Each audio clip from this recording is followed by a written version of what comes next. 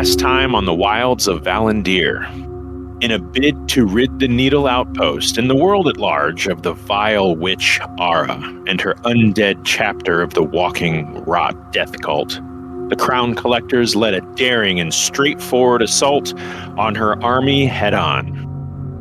After slaughtering her lieutenants as well as waves of zombies and skeletons, the infamous sorceress stepped onto the battlefield with her skeletal wyvern entourage at her side. Iona, charged with emotion and a long-standing sense of vengeance for what Ara had done to her twin brother Levon, another victim of the witch's wrath, of jealousy and evil, approached her aunt, and after a harrowing back and forth, slinging spells and venom at each other, Iona and Ara faced off with years of animosity between them, and she finally ended her aunt's reign of terror with a knife to her chest. But not before a reveal she didn't expect.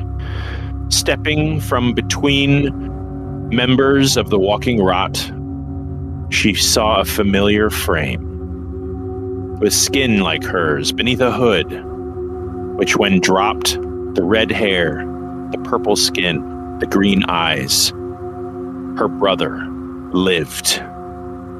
Approaching her sister, Levon embraced what could only be described as what both of them had been looking for. Brother and sister reunited until Iona felt a sharp pain in her side. A dagger of black, mottled steel. Her brother clutched the handle and drove it deep into her heart. The dagger imbued with a power word kill spell. The venom coursing through her veins quickly.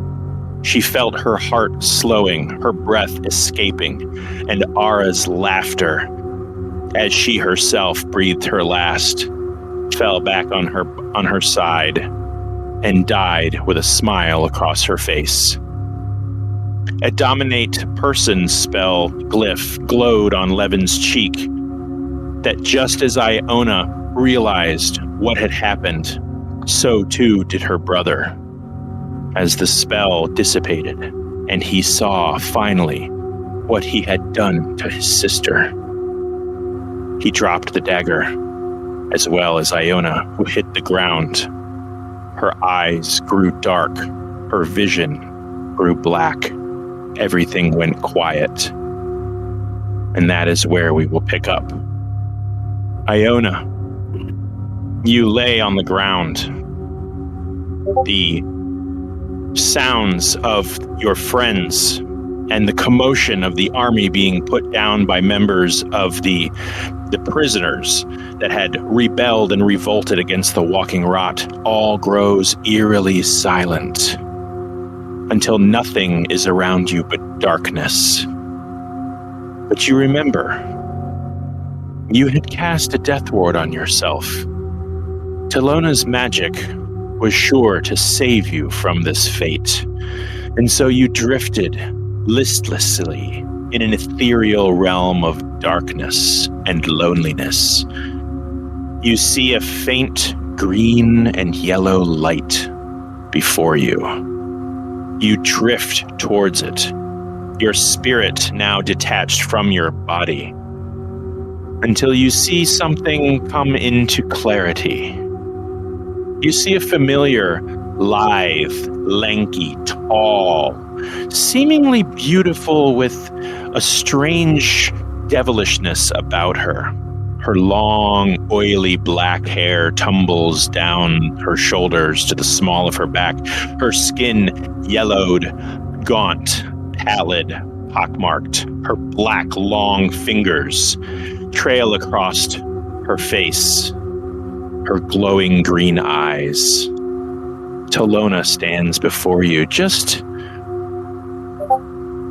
almost laughing to herself. You see this. Little one, I see you fulfilled your purpose. She hisses at you, her voice like a dagger in your ears. So dutiful, so obedient. Thank you for slaying the heretic Ara. But I told you not to meddle with other gods. And so, since you've served your purpose, I think I'll collect your soul. It begins to grow dark, colder than normal. Talona's eerie smile is the last you see as she turns her back on you and floats away into the darkness of a void. You feel shaky, like extreme low blood sugar, like you could faint although you're dead. There's nothing around you to grab onto. You don't feel the ground at your feet. Nothing to hold up. You feel yourself falling, floating, and staying still simultaneously. There is nothing around you. It's an eternity you feel yourself here. A cold sick in your stomach. A painful stabbing in your side where the dagger ended your life.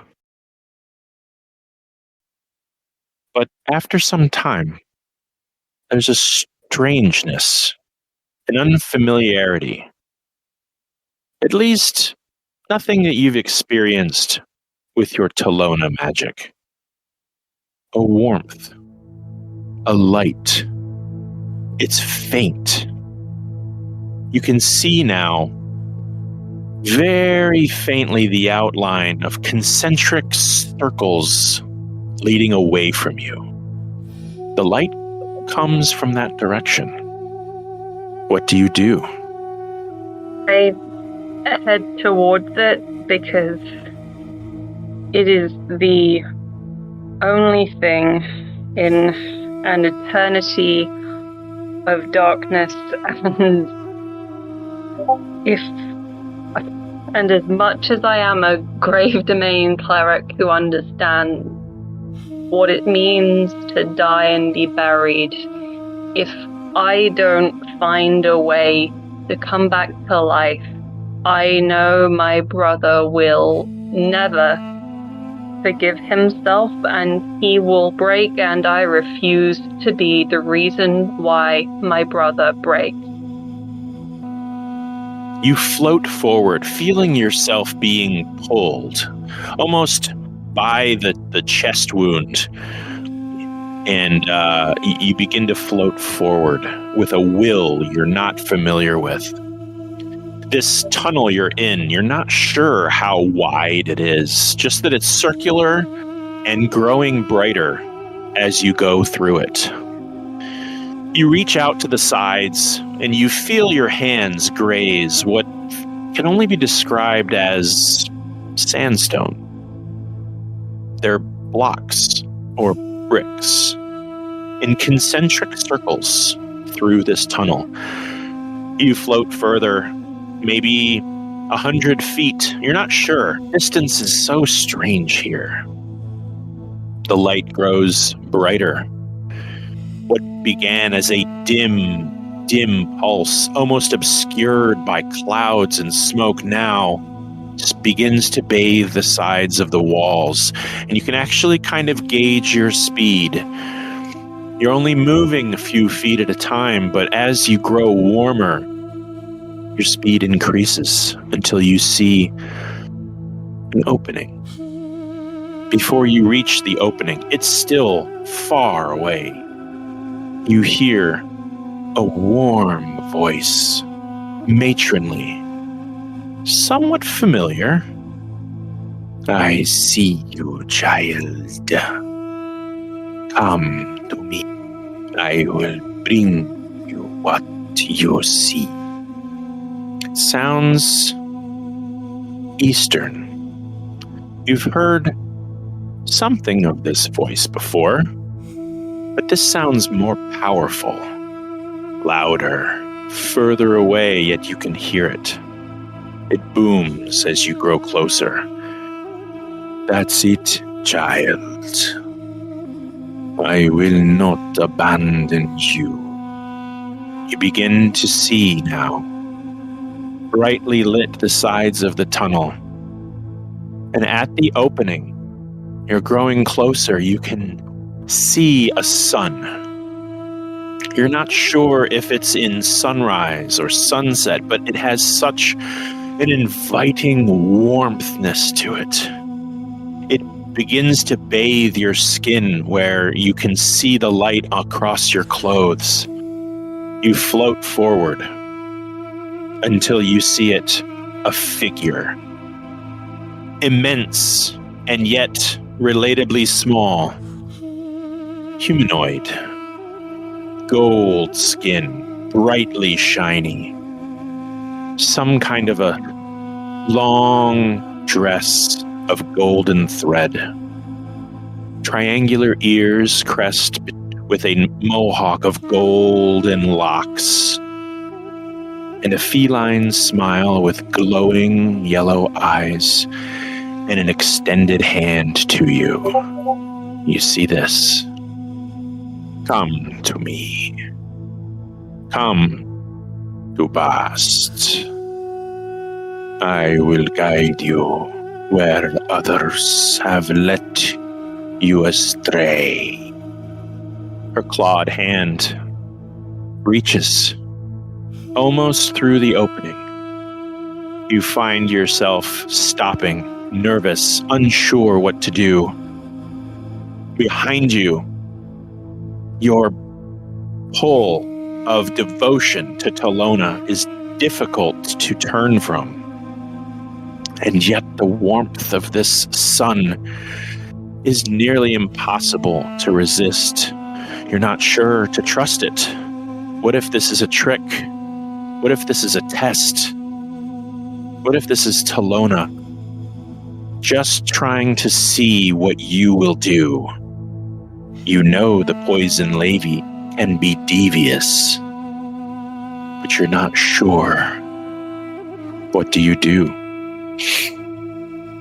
I ask her why she would concern herself with me. She just stands there for a moment and keeps her hand extended. I help all those who take it. I do not turn my back. Her golden radiance seems to pulse, and the cold, sick, wet feeling of being in the rain, of being in this darkness, is washed away. You feel like you have the energy to sprint a mile, to swim the ocean, to leap a mountain. And yet you stand here, hovering. You feel yourself starting to waver, not sure one way or another. Can I do an insight check to see if she seems genuine?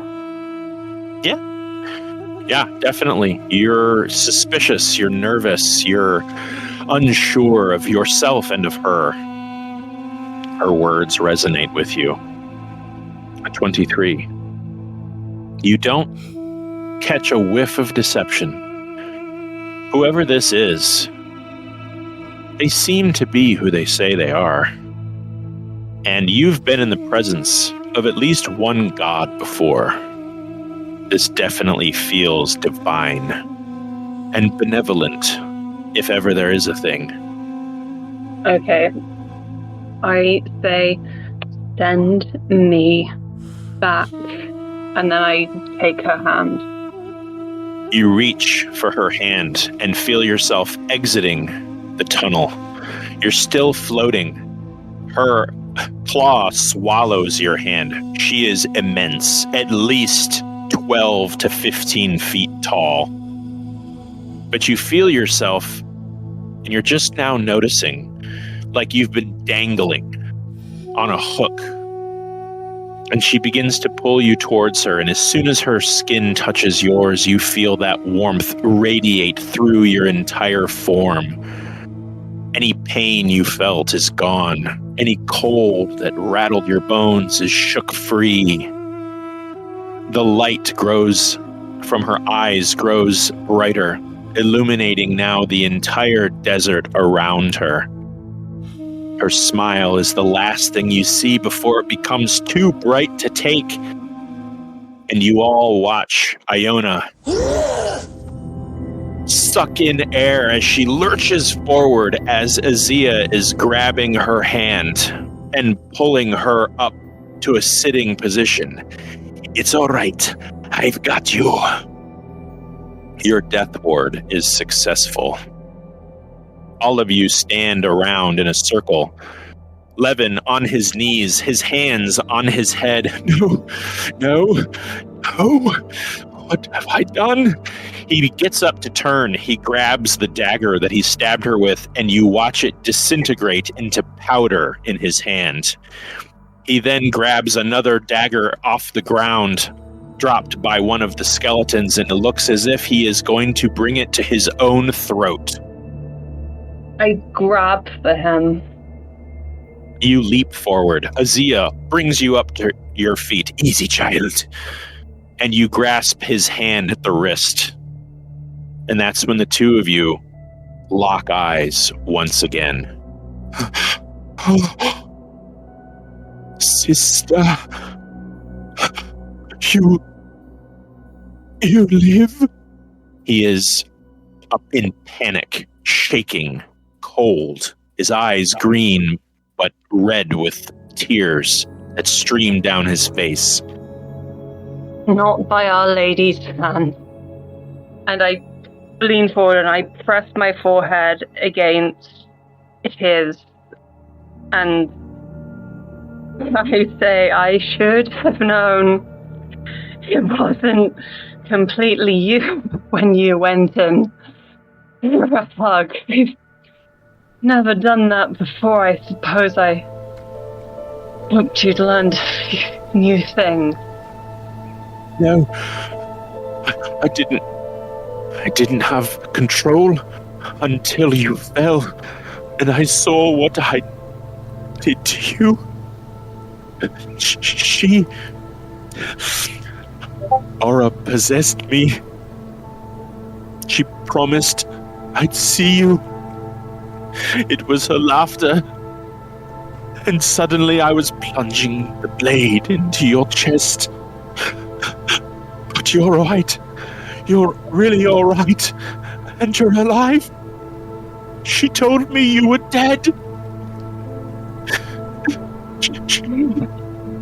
You let me think the same of you, and I will work to forgive myself for not seeing right through it. And Iona is still pressing her forehead against his, and you see she is trying so hard. She's trying so hard to be his mirror, and it just doesn't work. It just doesn't work. They are and always will be siblings and twins, but this attempt to mirror him just doesn't work. It probably hasn't worked in years. And the scars, their appearance, Levon is half starved, and Iona is in her armor, Levon's in rags, and it doesn't work. And Iona she keeps trying, and you see her begin to realize that she can't keep being his mirror. And then she pulls away from him, looks him in the eyes, nods once, and takes a few steps away from everyone else, goes just sort of facing space, and just screams in rage for a while and then stops and comes back to stand beside her brother and is slightly out of breath. You feel that warmth that you felt in the tunnel as you scream radiate outward. And you can feel a connection with Levon as you hold him by the hand. And you feel this cold, almost like you've been inside in the air conditioning and you step outside and that cold follows you until it starts to regulate. That warmth from your hand travels to his. You feel him warm as well. And he just looks at you and he screams as well. Ah! All of the rest of you are seeing this happen. Confused. Seeing this happen. It all happened in the span of about maybe 15 seconds between Iona falling and getting back up. Baranor, you are busy at your craft of sniping the remaining undead, which there aren't that many left. There are a smattering around the outskirts of the needle itself. Iona has thrown up a wall of force around the main group just to keep any wandering riffraff away. I think we should work on subduing the rest of these guys and clean up, do a little cleanup. What do you guys say? I'm down for that. Yep, I'm still up in the air because I still have my wings. Sure. Yeah, you hear two people scream below you. Really loud. Yeah, no, I saw what was happening. I mean, I was not ready to like power dive the guy when there is currently a lot of corpses on the ground. Iona and Levon have now resigned to kneeling before each other as Levon kind of, he looks weak. And they're kind of kneeling on the ground and they're just kind of locked with their foreheads pressed together and, just sort of coming to grips with seeing each other again. What is everybody else doing? is going to kind of make sure the area is safe before he drops his wall of force, which I think it's 10 by 10 panels that he can kind of form as he wishes. He's going to leave a little space open that people can kind of walk in and out, but kind of a protective letter C around everybody. So why don't we just start with the top of the Discord list here. And Baranor, you're busy sniping, but the numbers are dwindling as survivors and victims and prisoners are doing their best to overwhelm and just bash. If they don't have weapons, they're just bashing these zombies in the head with their fists. They're grabbing sticks, they're grabbing rocks, and just clubbing these things to death. And it seems like the situation is becoming well in hand. Is there anything different you would like to do in this moment? How's everybody feeling, like, health-wise?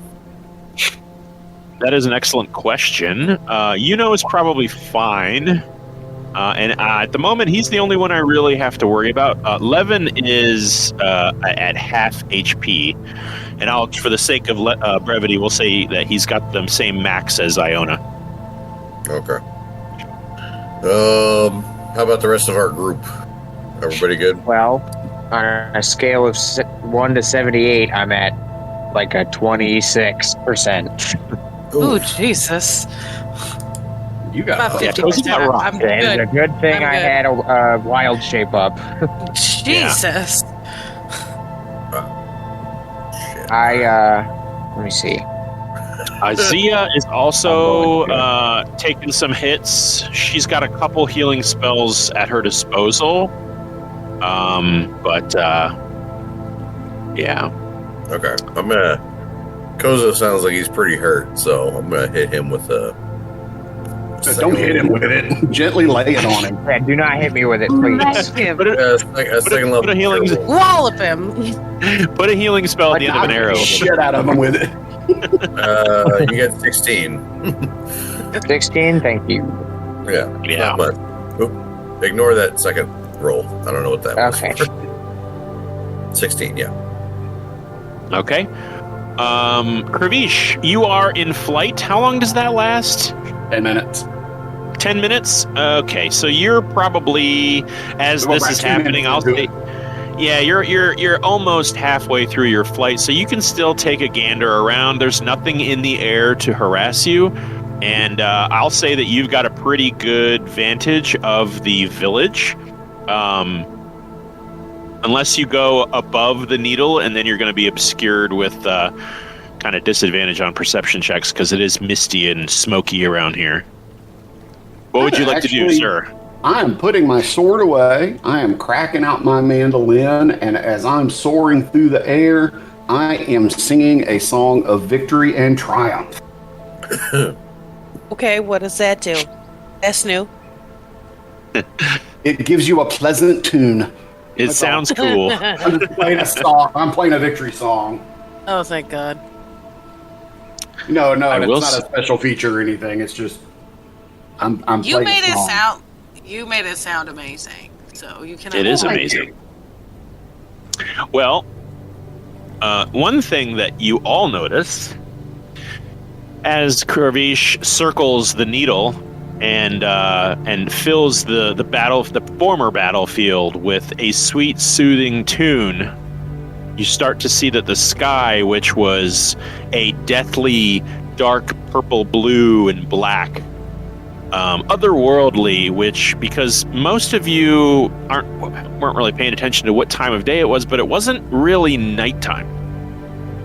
With Ara's death, the sky begins to lighten with ribbons of pink and orange. You realize that it is nearly sunset. The needle is becoming calm. Pillars of smoke from various fires and buildings streak the sky, but it seems to be a little more serene. You see villagers and survivors kind of gathering together as their groups of the undead that they've dispatched are dead and leave them without something to kill, and so they begin helping each other and patching wounds and collecting their gear and things like that. Koza, what is Koza doing? What is Koza as Baranor approaches and lays a hand and heals you? What do you suppose Koza's doing? I just picture him laying flat on his back on the ground, going, "I'm fine as long as I don't breathe." First of all, I think I got knocked out of my wild shape. Yeah. I just didn't have time to change you back. Probably, let me see. It's not really around me, so I'm going to continue this way. Let's see how far can I get.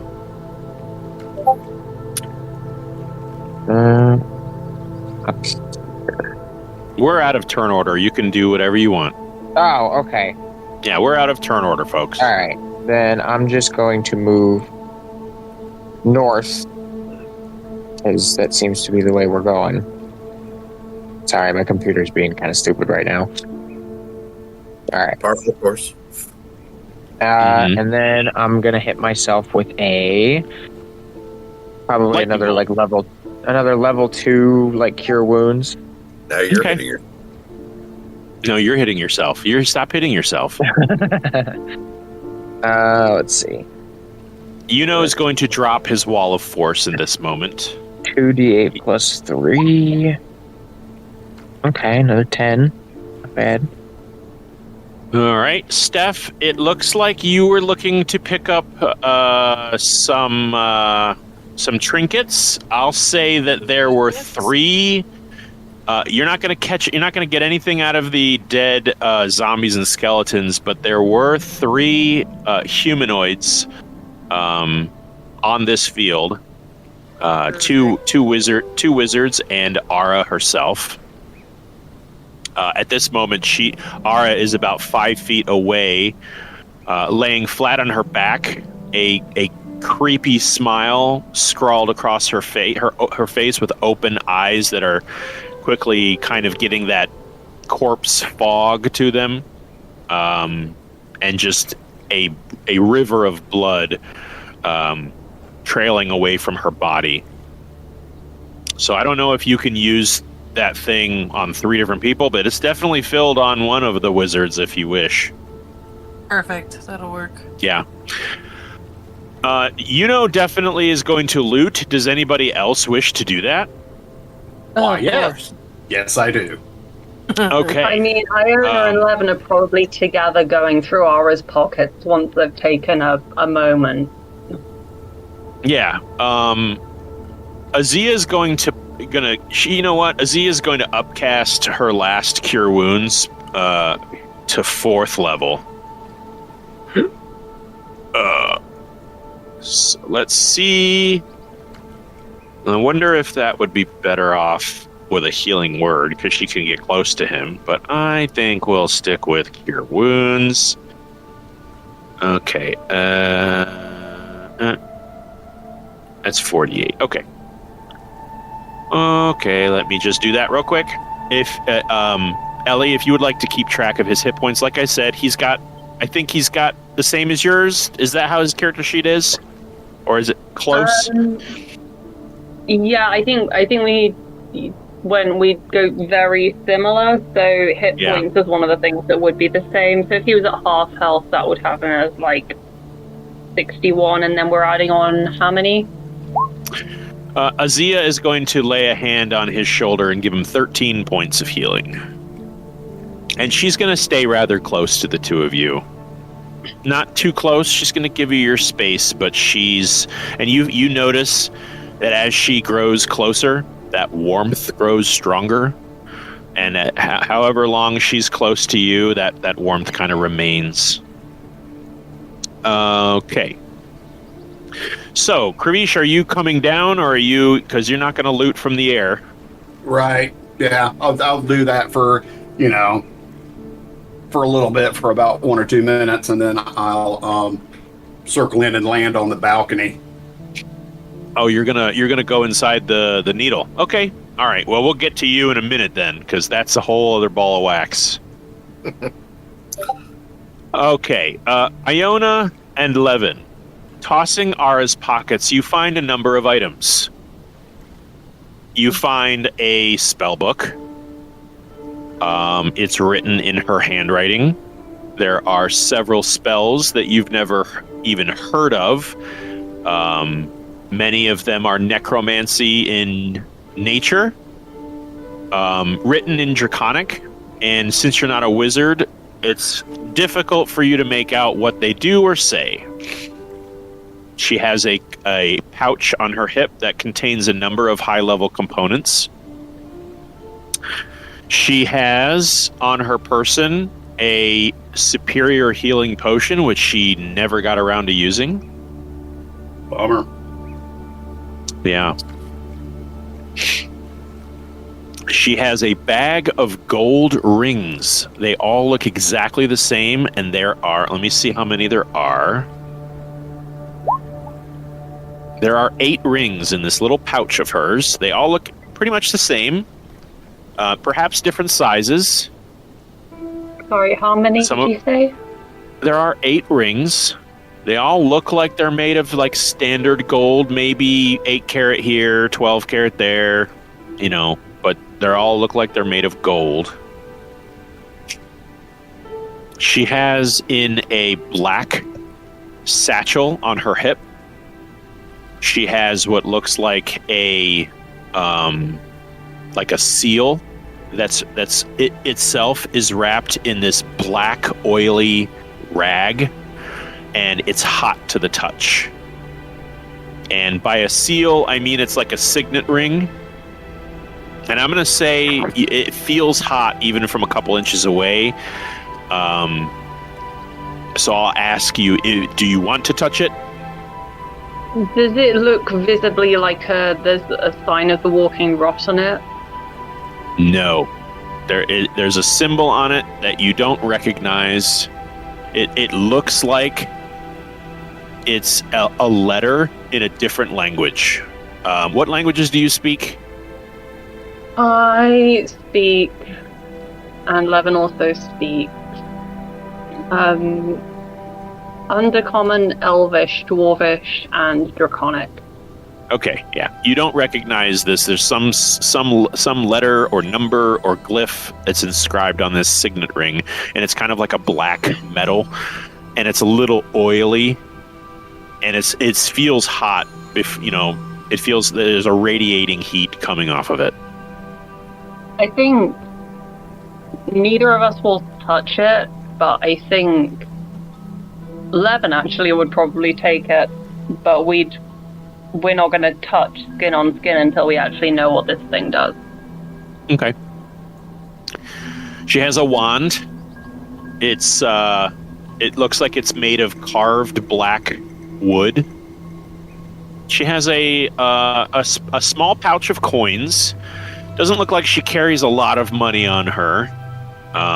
It's got a little bit of gold, mostly silver, some copper. So we'll say in total, she's got about 25 gold worth of coins in this pouch. Okay. Her hand was clutching a black steel gnarled scepter, wreathed in green flame at the tip, but that has since extinguished with a small, thin pillar of smoke emitting from it. She's got a ring on her hand that she's worn since you've known her. It's what looks like a symbol of Talona on what is probably a silver band. You've never asked her what it's made out of. Probably not platinum. And that symbol of Talona has been, it looks like scratched out or popped out. And it's just an empty little triangular setting. I'm actually going to roll a dice to decide what to do with that one. Okay. Okay, I think we're both going to consider it and look at each other and just sort of shrug because we can sell it at the very least. And yeah, so Iona will take that. Okay. And she has a witch's hat. Her armor is well made, but heavily worn with damage, as well as dirt and mud, blood. Unfortunately, her broom is nowhere to be found right now, because she got knocked off of that thing in midair, and it kind of sailed into the distance, maybe a couple 100 feet somewhere. Okay, based on the state of her armor, does it look like if we pulled it off of her, we could repurpose it into something that Levon could wear, or is it just too bashed about to really be worth the attempt? Well, he's bigger than she is. It would have to be fitted to him. And I would say no, it's not like... Kravish has had his armor destroyed before. This is not destroyed. This is just damaged. You would have to pay to have it tailored and repaired. It is not magical. Okay. Yeah, in that case, maybe not. And if there's nothing much else left, then we're going to stand up and say to whoever's still around that, I mean, we're Grave Domain clerics, so we're pronouncing some of the worst things that we can come up with given what we are and what we do, and that is saying that we don't want her buried. So we are, depending on what the rest of the party does, we'll do this now, we'll do this later, but we're just making it clear it's something we are going to do. We are going to drag her out of town and just leave her there. She doesn't get to be buried. Leave her body at the crossroads. Leave it anywhere. but she doesn't get to be buried. She doesn't get to have a grave. Yeah, it doesn't look like anybody is willing to protest that. Levon grabs one of her ankles. Feeling a little more renewed, he still looks gaunt and malnourished, and he kind of gives you a look like this is the right thing to do. And you see him, he's just wearing this scowl as he looks down at her. At this point, Ara's crooked smile has slipped to where her jaw is just a little slack, and he starts dragging her with you by his side, by her foot. And the two of them, you all see, just sort of make their way between buildings and out of view. Iona is definitely going to toss the battlefield and not find a whole lot except for on the two humanoid. One looks like an elf, one looks like maybe a half elf or a human. Hard to tell because the top of his head was blasted off. And the one that got slapped to death with Bigsby's hand is pretty much intact. He just has kind of blunt force trauma to the head. They both have very minimalist as far as possessions. I'll say they've got 53 gold between them. Interesting, though, there are what look like very, very well-made pair of gloves being worn by the Bigsby's hand-killed wizard. They've got kind of trim made of silver, kind of a dark brown leather, and they look like they're not as dirty as the rest of him. They both have spell books. Uno's going to flip through and just kind of need him, got him, need him, got him, kind of through it. There are a pair of rings each, and they are both of them have little Talona symbols around their neck that are intact. You've seen pretty much these exact symbols around Iona's neck, and they have, one of them has a silver tiara, very, very minimalist. It kind of just, it looks a little like Elrond's filigreed tiara, but not quite as fancy. I'm going to have Iona just cast Detect Magic, because I feel like that's exactly what he'd do. The tiara is definitely magic, and so are the gloves. Let's see here. And then Iona is going to sort of case the battlefield, not find much. There are weapons. Most of them are not well made, except there is a one of the skeletons that had weapons like stapled to his wrists had a really nice mace. It's made of dark steel. It's very clean. There are Baranor. There are assortment of daggers on the field. Unfortunately, none of them are any better than anything at the bottom of your collection. Yeah. But there are, I'm gonna say just because I know you'd be remiss to not be told, there are a total of 20 daggers on the field. I'll pick up 2. Okay. The 2 nicest daggers are basically just relatively clean because they're in sheaths that were never used, but they're just very basic, steel daggers. They don't have any real interesting design to them, but okay. That works. There's an assortment of short swords. There's a couple hand axes. Most of them are dirty, bloody, or rusty. And there's not much armor on the field. And by the way, the prisoners, or the freed, we'll call them villagers, that are also sort of casing the field. You see them sort of picking up like one weapon each and like kind of holding on to it and keeping that for themselves, just in case. There's nothing of value on the two smaller wyverns.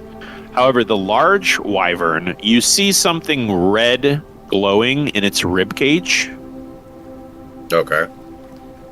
Just this very subtle pulsing light from between its ribs. I guess I'll go check that out if no one else will. Okay. It is what looks like a jewel. It's about the size of a golf ball. Multifaceted. You know? Yuno's going to, let's see here. He's used a lot of magic. Detect magic stays up for like, was it 10 minutes? Yeah. It's 10 minutes. That's on a self thing, right? Yeah. Okay. Yeah, it's magic for sure. He's Okay. gonna. You know what? He'll. It's almost nighttime. He'll pull out his wand, and he's going to hit the jewel, the gloves, and the tiara, because he gets 3 charges with his wand. So, if somebody wants to keep track of this, the tiara. The tiara is a circlet of vitality, and once every turn, you can use your bonus action to activate this tiara's effect. You can roll a 1d4 and replenish that amount of hit points per turn. Jesus. Yeah, it is a rare magical artifact. The gloves have an effect of retaining. They're kind of gloves of magical essence, and they have the ability to store spell slots. They can store 4 levels of spells, and they do not require attunement. Ooh. The effect only lasts once a day. So once those 4 levels of spells are used, you have to reset with a long rest. And then the gem. The gem is a soul anchor. Soul If a anchor. creature attunes to this jewel, and while possessing it, they are killed. Their soul is deposited into the jewel and can be shattered during a ritual to replenish that soul to that body if they have died within 1 week. It is currently empty. That's good news. All right, has been patient enough. He is like, "Who's coming with me?" And he charges for the needle. 100%. I'll go with him. Already on my way. Okay, Check it for All traps. right, I'll go. checking for traps as you go. Go ahead and make a trap check. Okay. Okay. What is that? Investigation? Yeah. Thanks. Okay. Flat roll. Yeah. Okay. Oh, great. Well, that's actually higher than that. That's a 22.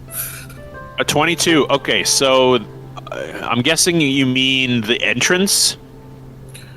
I mean, I'm checking for traps as I go.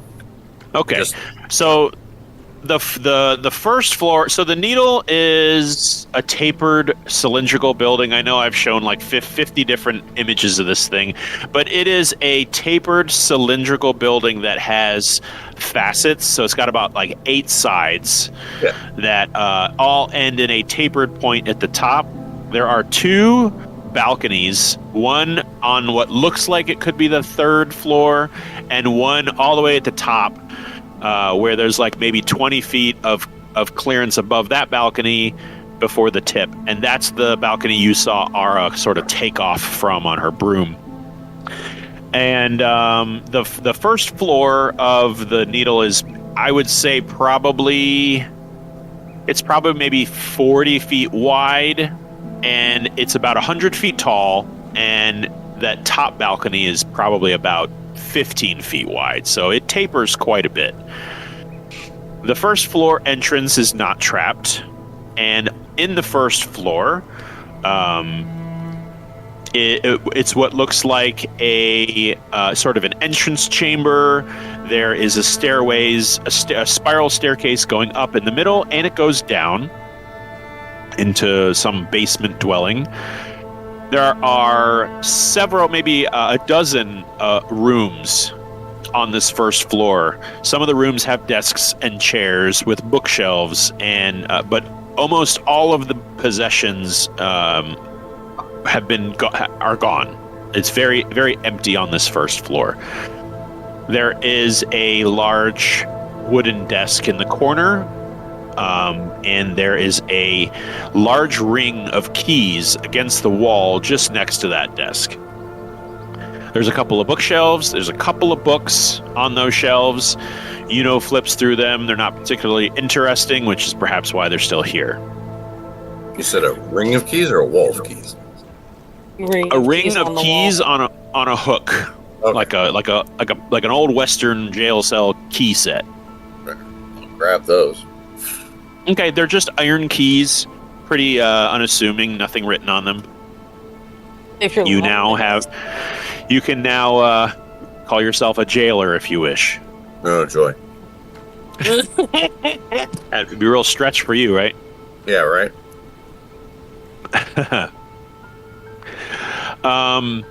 There are, I'll say, a smattering of parchment. There are some maps, and most of these maps looks like these things have been gone through and sort of like stuffed in a drawer. Maybe they were, documented and discarded. Maybe they weren't of any interest to anyone.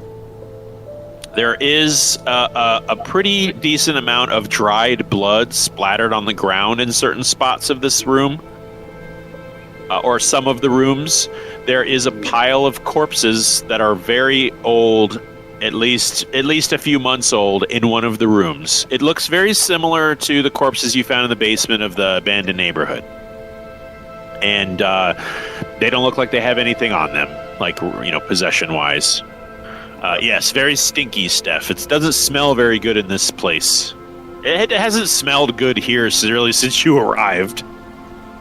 So, question is, do you wish to descend or ascend? Do we split the party and people go up and people go down? Okay. Up first, then down. Does that work? Well, how Maurice far is on the down? balcony. We'll go up. Yeah, we'll go. Yeah, I'm going up. Yeah. All right. The next two floors look like living spaces. The second floor is slightly narrower than the bottom floor, but not by much. There are about 4 rooms on this level. There's obviously the staircase in the middle. There's some bookshelves. There's some desks, but there are mostly cots with, dirty bed linens. These people did not live lavishly. There is a what looks like a very meager pantry or kind of a cabinet where dried goods were stored. There's some barley. There's some dried beef. If you're interested, I'll say that there are, 13 rations in this cabinet. I don't know. I feel like you've got like a crap ton of rations at this point. Yeah. I don't know if you want to eat what they ate. Well, leave some food for the villagers at least. There are bottles with pink fluid in them on this shelf. It looks like this was maybe some kind of meager apothecary. There is a small alchemist station, Skyrim style, in the corner of this room, where there is what looks like mixing bowls and pestle and mortars. There's like little pouches of different colored powders and grains, and there are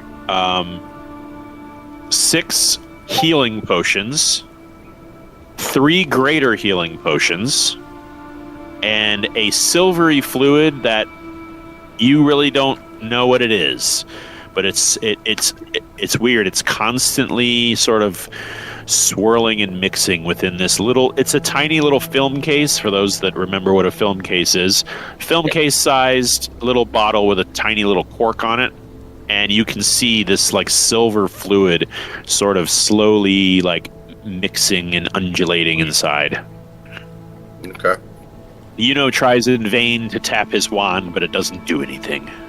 You said Like, 6 healing potions and how many? 6 healing potions, 3 greater healing potions, and a mystery liquid. Hey, let's get Mikey. Yeah, drink it. He's further up. What's that? I said Gravisha's further up. We haven't even gotten to him yet. Okay, Kravish, I'd say you hit this room first. I don't know. Did you discover these? Wherever the balcony is, whatever floor that balcony that. The first balcony. Yeah, the balcony that the wizard kind of launched into. Yeah, that's the third floor. Third floor is what looks like not really living quarters, but more. There's a table. The room is split in 2. On one side, there's a table with chairs around it, and there's maps, and there's daggers stabbed into the maps. It looks like there's a map of not just the needle, but the surrounding area. And you can see, just on your cursory knowledge, I mean, you're not a cartographer, but you have been around this area and you've explored and you've met people. There is a knife plunged into Isa Gorge on the bridge. There is a stab mark where maybe a knife was, right around where Hopton is. And there's also, charcoal scratchings, with arrows pointing to various parts in the forest where there are little clearings that, with your passive insight, you could imagine perhaps these are settlements that they're targeted or we're going to target. Is there an... Oh, never mind. I'm not there yet. Okay. Do you want to be? Well, eventually. Yeah, you toss this room and you don't find much of anything else. Other than the mage's body? I think he kind of got knocked out of the balcony or something. Oh, no, he was inside the room. I guess you'd find his body. Just take what I said about his his book and stuff and apply it to when you find it now. Okay. The next level up is pretty bare. It's pretty empty. There's not a whole lot in here. It looks like everything is... You can see drag marks on the ground. There's no blood. There's no signs of violence, but it looks like everything has kind of been maybe tossed out the window or pulled down the stairs. The next couple floors are pretty bare. Until you get to the floor just below the top balcony. This has a gated doorway. And you kind of shake it, and it's got a wrought iron gate that looks like it's been recently fashioned to this door. Perhaps it wasn't designed for this, but there is a arcane lock. Okay, would my group have gotten to the room where Kravish started yet? We still have to go through one more floor, I think, to get there. Yeah, I'll say that by the time Kravish is standing in front of this gated door, Kravish, you can hear Baranor sort of clopping up the stairs with Koza and all them. Uh-huh. And we're here on the 4th floor now? No, you skipped a couple floors that were pretty empty, and then so that was like the 4th and 5th, and this is like the 6th. Okay.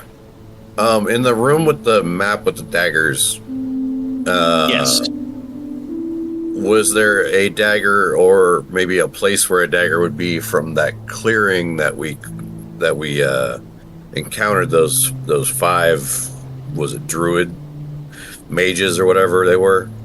Yeah, that would definitely be something that looks like it was there was some kind of planning involved, and you're kind of tracing along the map, like, oh yeah, that's where that was. So yeah, there is an indication that.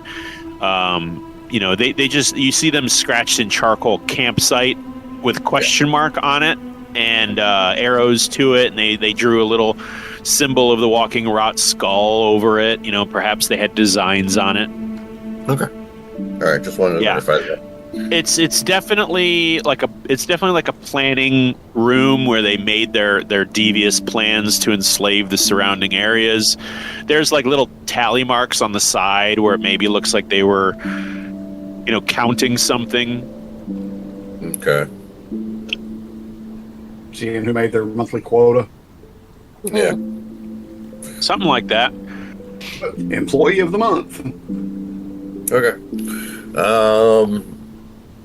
You said, and Karish, you said it's an arcane lock? Yes. Oh, I can't do those. Does anyone have dispel or anything? Got enough juice? Yeah, he Dispel does. magic or knock? I'm looking up knock. It looks like it can do magical means, but he's let me look something up real quick. But can't he just dispel the thing? I'm checking on what level that is. Lower spell level. Knock is lower. Yeah, he does. Yeah, he's good. He has so many spell slots, it's ridiculous. Okay, he's not going to cast knock. He's like, I don't feel like having a headache Yeah. because it's loud.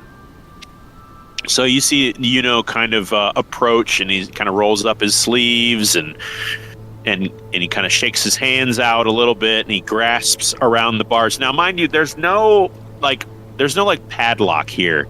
It's this gate, and where the gate looks like it would swing out from, there are glyphs inscribed on the wrought iron bars that are glowing a bluish green. And that's where he places his hand. He wraps his hand around those bars. He mutters some words under his breath and closes his eyes, and you see a light emit from his fist that dissipates quickly, and that wrought iron gate pops open. Checking for traps. Are you checking for traps? A door that's been opened? A doorway that's been opened. Yuno's hand explodes. No, just kidding. So I'm going to need another check from you. You guys have been walking around a while, and this is a completely different area. Again, that's a 22. Yeah, so there is a false step. Because this doorway leads to it's actually on the stairway, the spiral staircase that winds up to the floor above you. And you notice that like 3 stairs up, the stone is like really clean and depressed, but there's like a block that's depressed by about a 1/4 of an inch, and it just looks out of place. All right, I'll point that out and avoid that step right there. All right, so this floor leads to the floor just below the top balcony.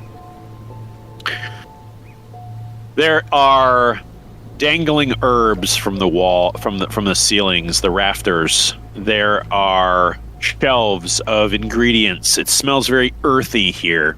There is a cauldron.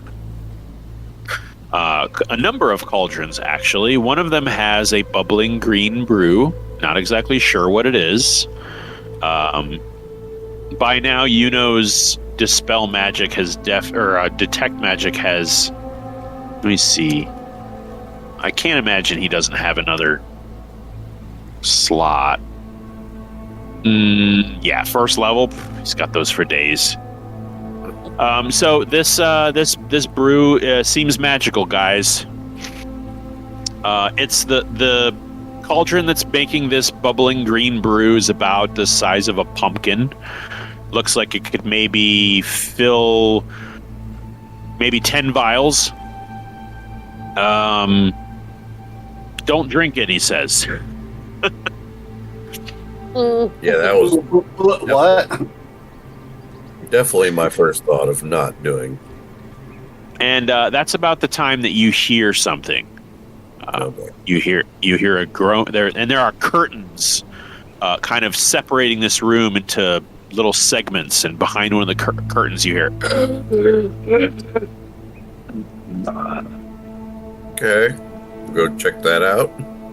I'll do it. I'll get my shield and my sword out, and I'll come up to the curtain, and I'll use the sword to shove one curtain to the side while holding my shield up. You sweep the curtain aside, and there, chained to the wall, arms above his head, is a zombified humanoid. There is paint painting this creature's skin a light purple. It looks like long red hair has been stapled to his scalp. Sunken eyes, one missing with stab wounds. And it looks like bark or some other material has been attached to his the top of his ears to extend them out.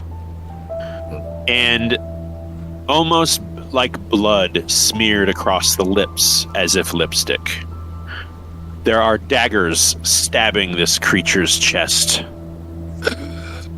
Paging Dr. Mengele. Dr. Mengele. The creature is adorned in ragged green and brown robes, a handmade symbol of Talona around their neck. Yeah. The meat around their wrists, where they struggle against the manacles, has shorn off to reveal the bone. It looks at all of you and just groans. Let's just put this thing out of its misery. Put it out of all of our misery. For real. Yeah, I'll just kind of say a quick prayer and I'll just plunge Anthem's Edge right into the heart. All right, make an attack. The head. You go for the head. Oh, yeah, right. Okay, head. This is not The Walking Dead. Yeah, I know. It's all about damage. It's not about the head. I get advantage because, I mean, it's a restrained object. Yeah. I'll give you the advantage. All right, 22. All right, roll Anthem's damage. 21 points of damage.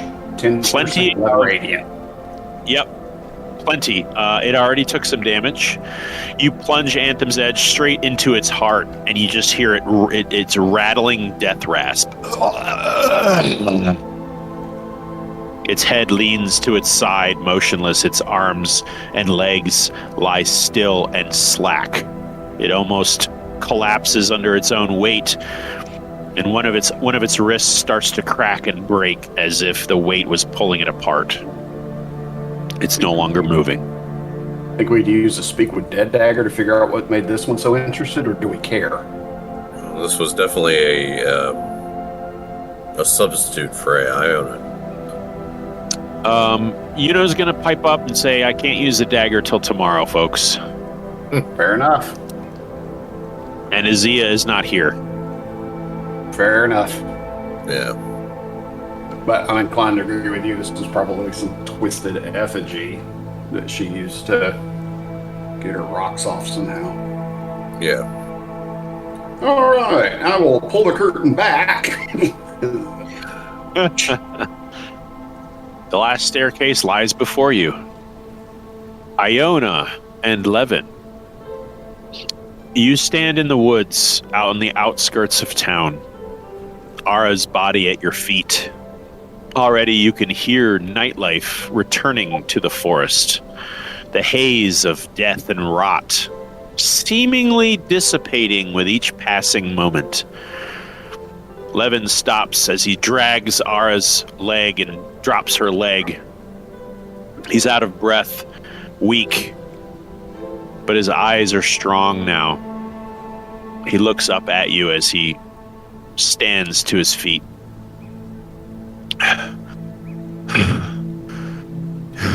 Can't believe it's over.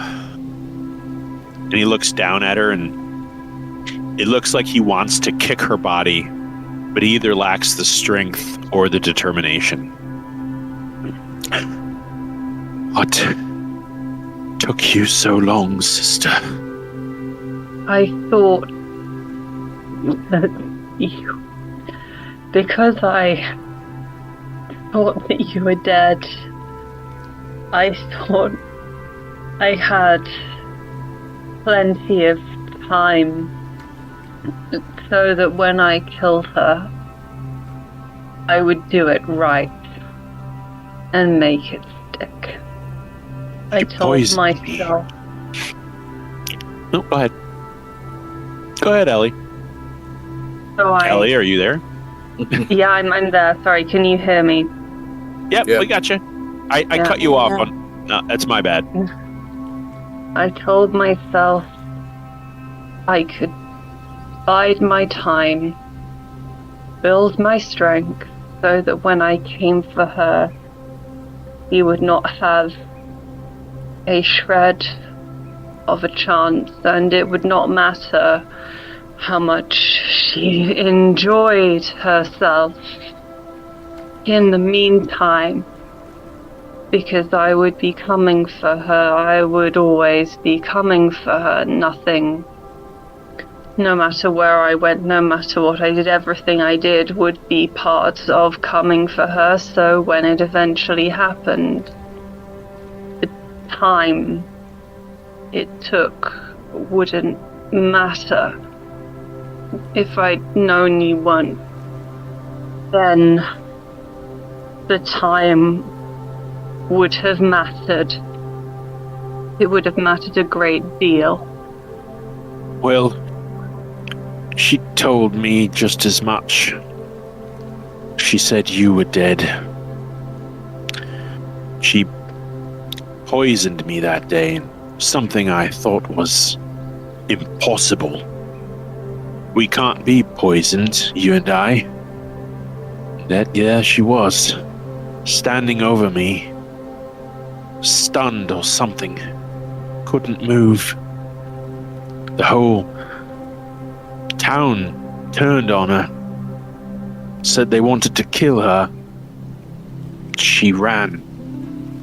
They took me inside and prepared me for burial, but there's nothing I could do until she returned. Several days later, stronger, wild fire in her eyes, with new magic. She didn't get it from Talona. She brought me back, woke me up, and told me that you were dead, or that you ran away and didn't care. I didn't know what to think. She kept me locked in the tower, fed me scraps, kept me weak. Every day, she told me what a disappointment I was. What a disappointment we both were. She spit venom against Father and us. She hated us. Thank you for coming back. I don't know what I would have done if I had to endure her another day. And that's when he kicks her in the face with his boot. Ara's lifeless head turns quickly. With a crunch, you hear her jaw snap. More than kick, you hear the rage in his grunting voice. She would have kept me there forever. And he stomps on her head. Over again. You can feel the pain with every movement. He stomps, slips in blood, falls on his side, and weeps. I know that I have to just wait for him to be done. This is... the thing is that Iona's sure that it wasn't always like this. He wasn't always like this. We weren't always like this, but him being like this it's not new either. And I would never quite be able to pin down exactly when it became the way he processed things, so I wait for him to have calmed just a little, and I look down at Ara's corpse and I say, she should have just smothered us in the cradle. It would have been kinder. And then I think back to how we didn't bury our father either, and whether we should have, and I can't quite bring myself to believe that we should have, even if maybe we should have, but I can't quite believe it. and then I look to my brother. Now he's a little calmer, and I ask him if any of the old enclave in Dead Marsh of Corona might be left, or if they've all either been converted to the walking rot or killed. He kind of perks his head up a little, almost as if you've asked him a question that temporarily is taking his mind off of his grief, his anger. He processes it for a moment. I think so. We traveled for a while, but not everyone joined Ara. I think some stayed behind. I don't know if they're still there, or if they've moved on themselves. She didn't convince everyone with her new powers to join her. She always had trouble making friends. Her power was convincing, but it's possible. The Enclave exists. And I'm just going to sit down next to him. Just sit side by side and look out into the forest, and the walking rot has taken its toll, but it's so much less of a threat than the undergrowth where we grew up. And I'm just going to say, well, because our old clan, High Priest and High Priestess, twin throne in the temple on the steps below the altar. It doesn't have the same appeal that it used to have. We always knew we'd be sacrificing our entire lives just to see if we could hold the Enclave back. But I think of everything we have endured, everything we've lived through and survived and been tortured with, and then I run it through in my head, and I think that we could live through it 10 times, and we'd still only be barely halfway through our lives, and much less damage would there even be, because we both know how good we'd be on those thrones. Levon shudders slightly. I can't think about that now. It's all so new. Everything's changed. I'm just so glad to see you living. I mourned you. I accepted your death for weeks, months. How in the gods' name long has it been anyway? I actually stopped counting the days.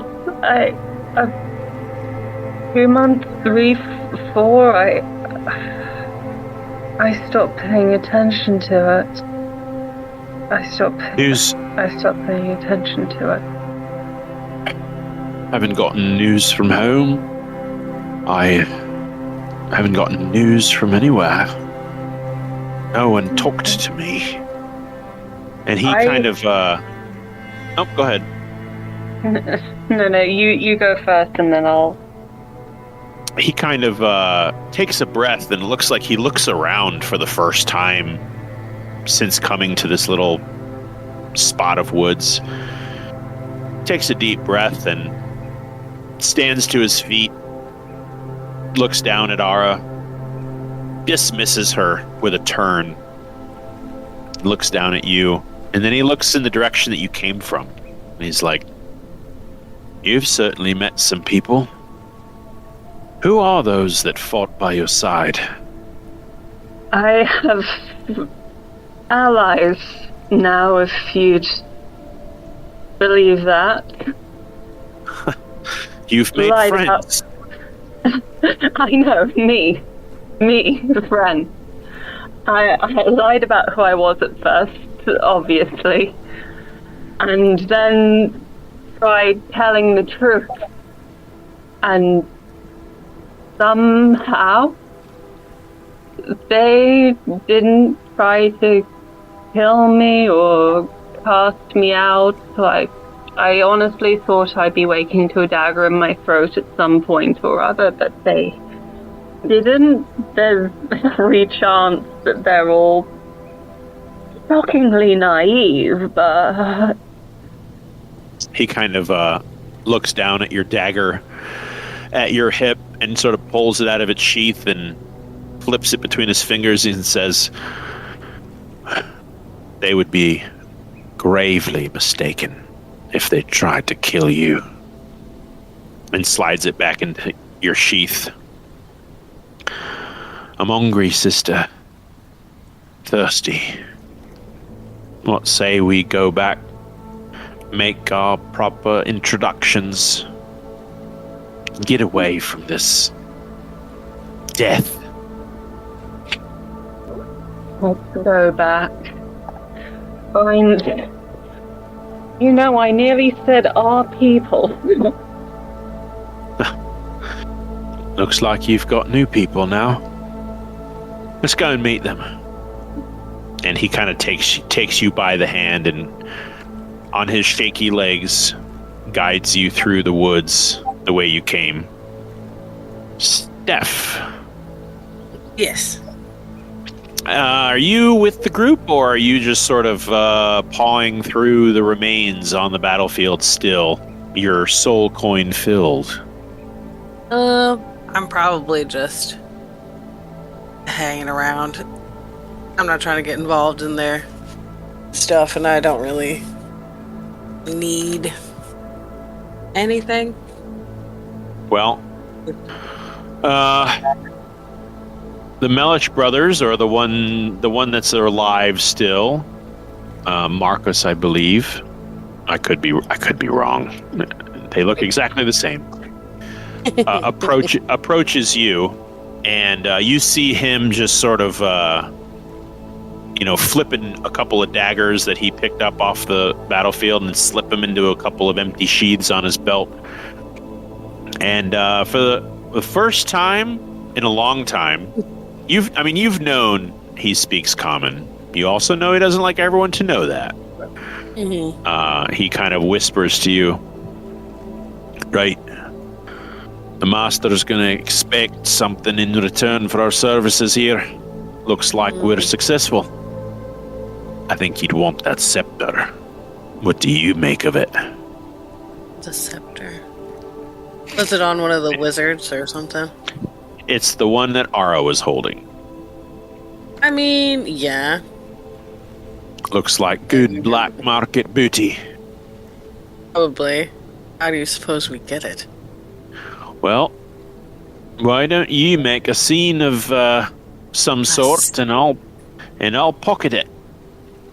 Okay. I mean, they're the only ones down there, I think, at the moment. Yeah, we're the only ones out on the battlefield currently. Yeah, I think so.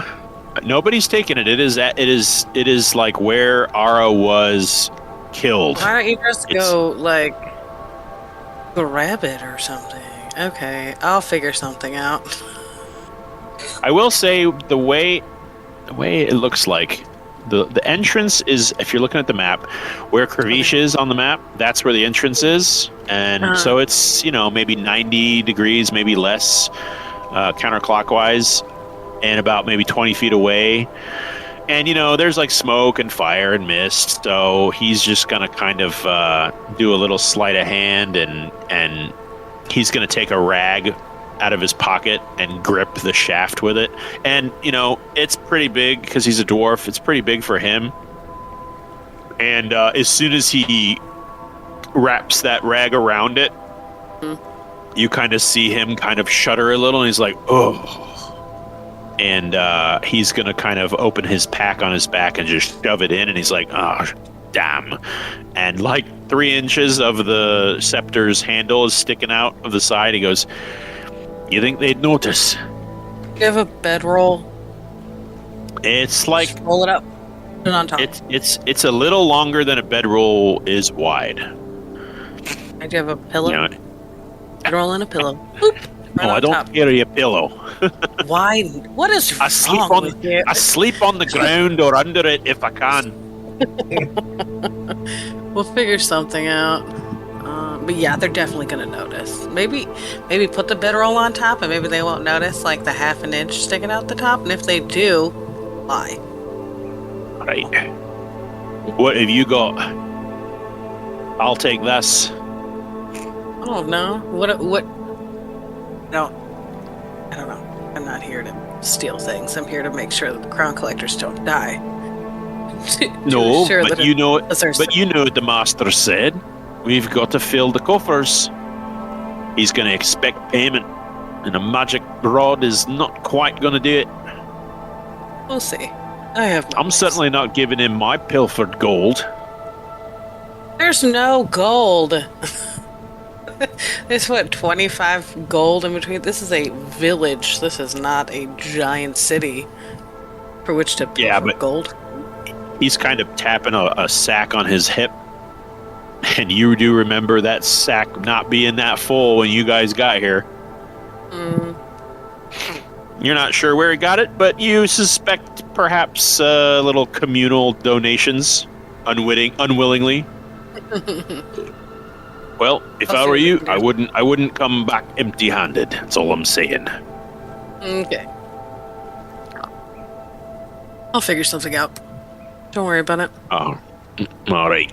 And he's just going to kind of go back. You see him kind of move back to where he was, where his brother died. He may have sounded a little more jovial than you expect, but his shoulders slump as he walks away. Hervish, Koza, Baranor, you know. The staircase leading up to the top floor lays before you with a warning of a 3rd step. Yes. Do you ascend? Yes, okay. Just give me a perception check or an investigation check if you want to sort of keep a real close eye on things. Definitely keep a close eye on things. Okay. It's going to take you a little more time to get up the steps, but you can go ahead and fine-tooth comb the staircase, the walls. 25. Yeah. You don't see anything strung across the stairway as like a tripwire.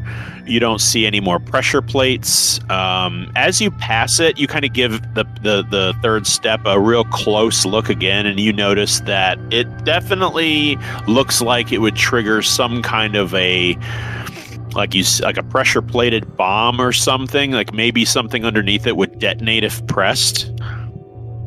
And you're not 100%, but you're pretty sure you can pry that plate off and take a look at what's underneath it at some point, either right now or later. You don't know if it's a poison trap, an explosive trap, a sudden sudden banishment spell. Yeah. Okay. We'll figure out what's up here first, and then take care of that.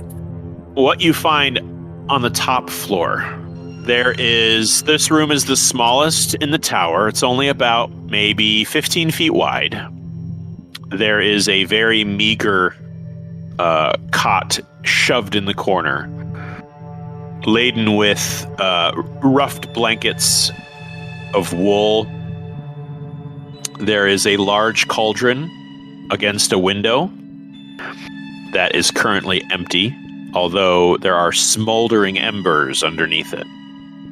A bookshelf is mounted above a meager desk with spell components and herbs and severed fingers and bones, vials of what looks like blood, bowls, and shattered ceramic. There are a few books on the shelf that actually have a layer of dust on them. They don't look like they've been touched in a while. There is a large, rather ornate but wreathed in wrought iron oval mirror. It's a full body mirror against the wall. It's the cleanest thing in this entire room. There are several pieces of parchment rolled, unfurled. There is correspondence between Aura and someone. Most of the letters are signed in a very scratchy script with a letter G at the end of them. You find what looks like a flagellating cat of nine tails laying on a bench with streaks of blood on the walls next to it. There are knives, there are shivs, there are surgical implements, all with traces of blood on them. There is a closed chest, not entirely large, maybe the size of like a laptop, on the floor next to a shelf. There are several skulls in various stages of decay. Two of them the jaws are moving, and there is a green light in their eyes. And at the balconies, you see just what looks like, I guess what can best be described as a clearing, where it looks like someone was standing and sort of shoving everything aside so that they could stand in the middle of the balconies. By the way, this level has 4 balconies. They face north, west, south, east. So every wall here has a balcony's opening on it.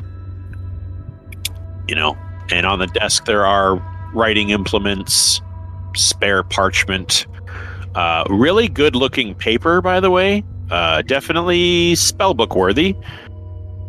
And, you know, just kind of personal effects that don't really hold too much interest. You know, baubles.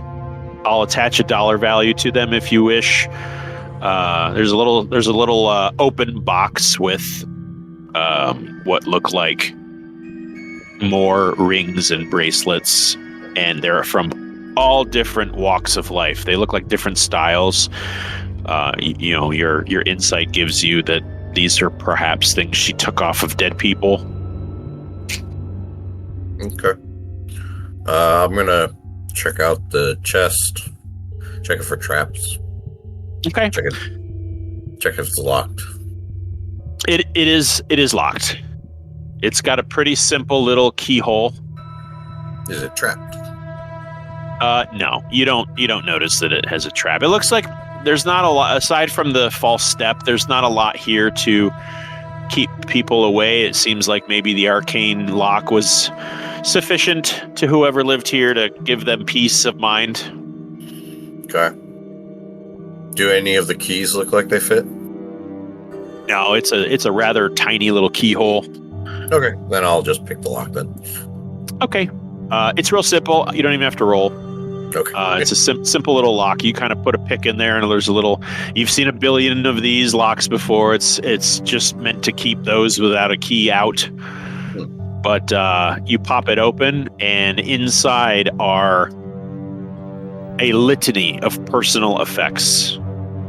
There is gold, not money, not much in terms of coin. There is coin here.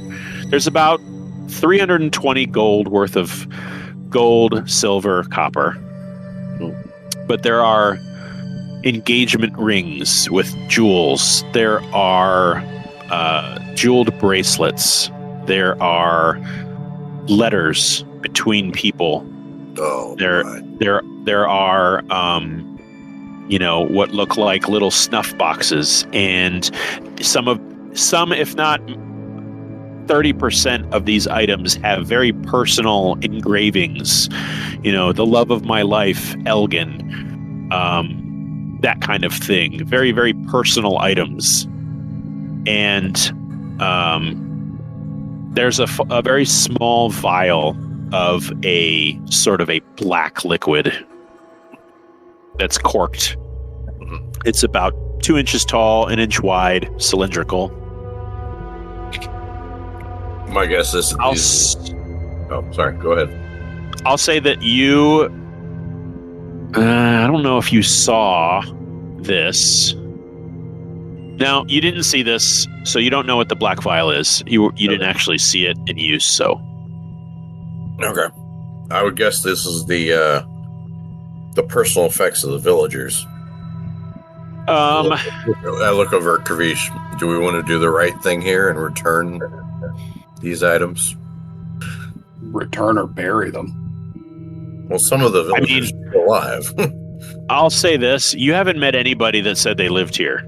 Oh, everyone you've met and spoken to has been a prisoner from somewhere else that was brought here. And I'll give you that when you all heard that the needle was overrun, it was like everyone was killed. They did not take prisoners at the time, or perhaps they did, but they're not really alive anymore. But the place was, completely overrun. And yeah, you haven't met anybody that's like, oh, thank God you're here. I could go back to my house. Okay. Clears my conscience a little bit. Kravish, as he's pawing through the personal effects, you find yourself kind of interested in one of the shelves. It looks like there are official documents, letters of writ, letters of property, and troop movements, garrison assignments. There's the same name is signed on several documents, like Captain Renfrey, and correspondence with Brackenshire, correspondence with the capital, the state of things. Nothing particularly current or recent, although there's no dates on anything. Just, on the cursory glances, it seems like this person was in charge, perhaps, or was the scribe for who's in charge. And it's just kind of a lot of military documents and official correspondence. Okay. You do find also in the chest. Now, this has not come up in a long time. But when most of you started out, especially would know this, maybe Baranor, maybe Kravish, and Maven, that to travel throughout the Empire freely, you needed a Imperial seal, which is kind of like a little police badge. Mm-hmm. I remember. You guys all had started, those of you who started the campaign, which I don't think is really any of you, had copper ones, and you guys were upgraded to silver, I think, once you returned the Rod of Planar Shift to the Empire. You were given silver ones. There are 4 gold seals in this chest. The same chest they all look Baranor's been rifling through? Yeah, that's correct. And I think Baranor would know what they are, although it looks like, I'm sure, Baranor, that you're sort of like lifting things out and putting them on a table to sort of see what's in the chest. And Kravish, you definitely clock these, that there are. Yeah, we'll clock those. We'll clock them too. We're like, holy shit. Yeah. I think I only have silver. Yeah. At this moment, everybody only has silver. Yeah. Upgrade. Yeah, there's only 4 of them, but they are yours to do with as you please. Okay. If I remember correctly, gold would allow you to, like, sponsor someone or something like that. Yeah, there's a lot you can do with gold. See, the real trick is to get a bunch of silvers and golds to work for you, and then they can recruit coppers underneath them, and then you can upgrade to like double black diamond status. Okay, so it's a MLM. Yeah. A LuLaRoe action. Yeah, It is yeah. not That's like It is not. It is not a pyramid scheme. I just That's get what 3 it guys sounds under like. me, and each of them get 3 guys under them. And then I get paid by what they get paid, of course. Yeah, and I have to kick up Yeah, a little it's to the just black diamond guy above me. Yeah. Mm. Yeah, it's just But a it's- level-based scheme for travel. Call that a multi-level movement scheme. Yeah, it's not a scheme; it's a sound business strategy. We should have been there for the cult in the western town we went to. Man. So Yuno's kind of he's kind of looking through the books and he's finding a couple. Most of the books are ledgers and registers and official kind of like rule books and laws and things like that. And he says, well, and he kind of looks around at all of you and claps a book closed and grabs one of the gold seals and says, looks like we just freed the needle. Yep. That we did. And he's going to kind of walk around the room and says, I'd say that earns us a seat at the table somewhere important. Yeah. Indeed. And he kind of One looks place- over at you, One place you Kurvish, and haven't looked says, yet. Basement. aha. What was he going to say to Kurvish? Well, he's just going to say that he looks at Kurvish and says, what do you say we leverage this and see if we can't get Maven back? Do you think that's possible? He kind of flips the badge in his hand like a coin, and he says, well, when I joined you guys, I think maybe Axton was the last one to remember. We went into a wizard's dungeon, found a pretty powerful artifact, the Rod of Planar Shift. It allows a large group of people to travel to different planes. She's in a different plane of existence, right?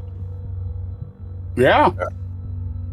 Well, I say we contact the Empire, bring them here, show them what we've done, and use it. Let's get our friend back. I think it's worth a shot.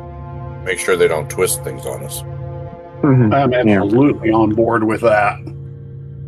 All right, Yeah. we will take a break, but as soon as we get back, we will quickly go to the basement, and then we will do like a 4 or 5 day time jump where you guys Montage. sort of decide what you want to do in the needle while you wait. There's still So- one thing in this room that I wanted to check out. Or Yeah, sure. check out the mirror. Okay. Yuno's going to detect magic. It is magical. He unfortunately cannot tell you what it is tonight. Okay, that's fine. So we can get to that within the next day or so. But we will call that a break. We'll call it 4 o'clock. So we'll meet back here at 4:15 and see what lies in store for you and the needle in the next coming days. All right. Back shortly. Okay. We'll see you in a bit.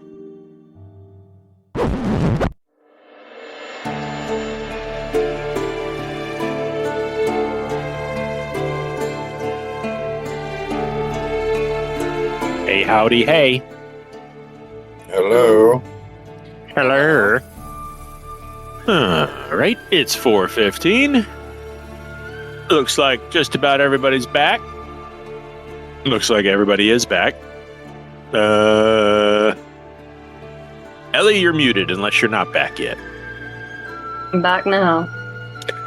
There you are. All right.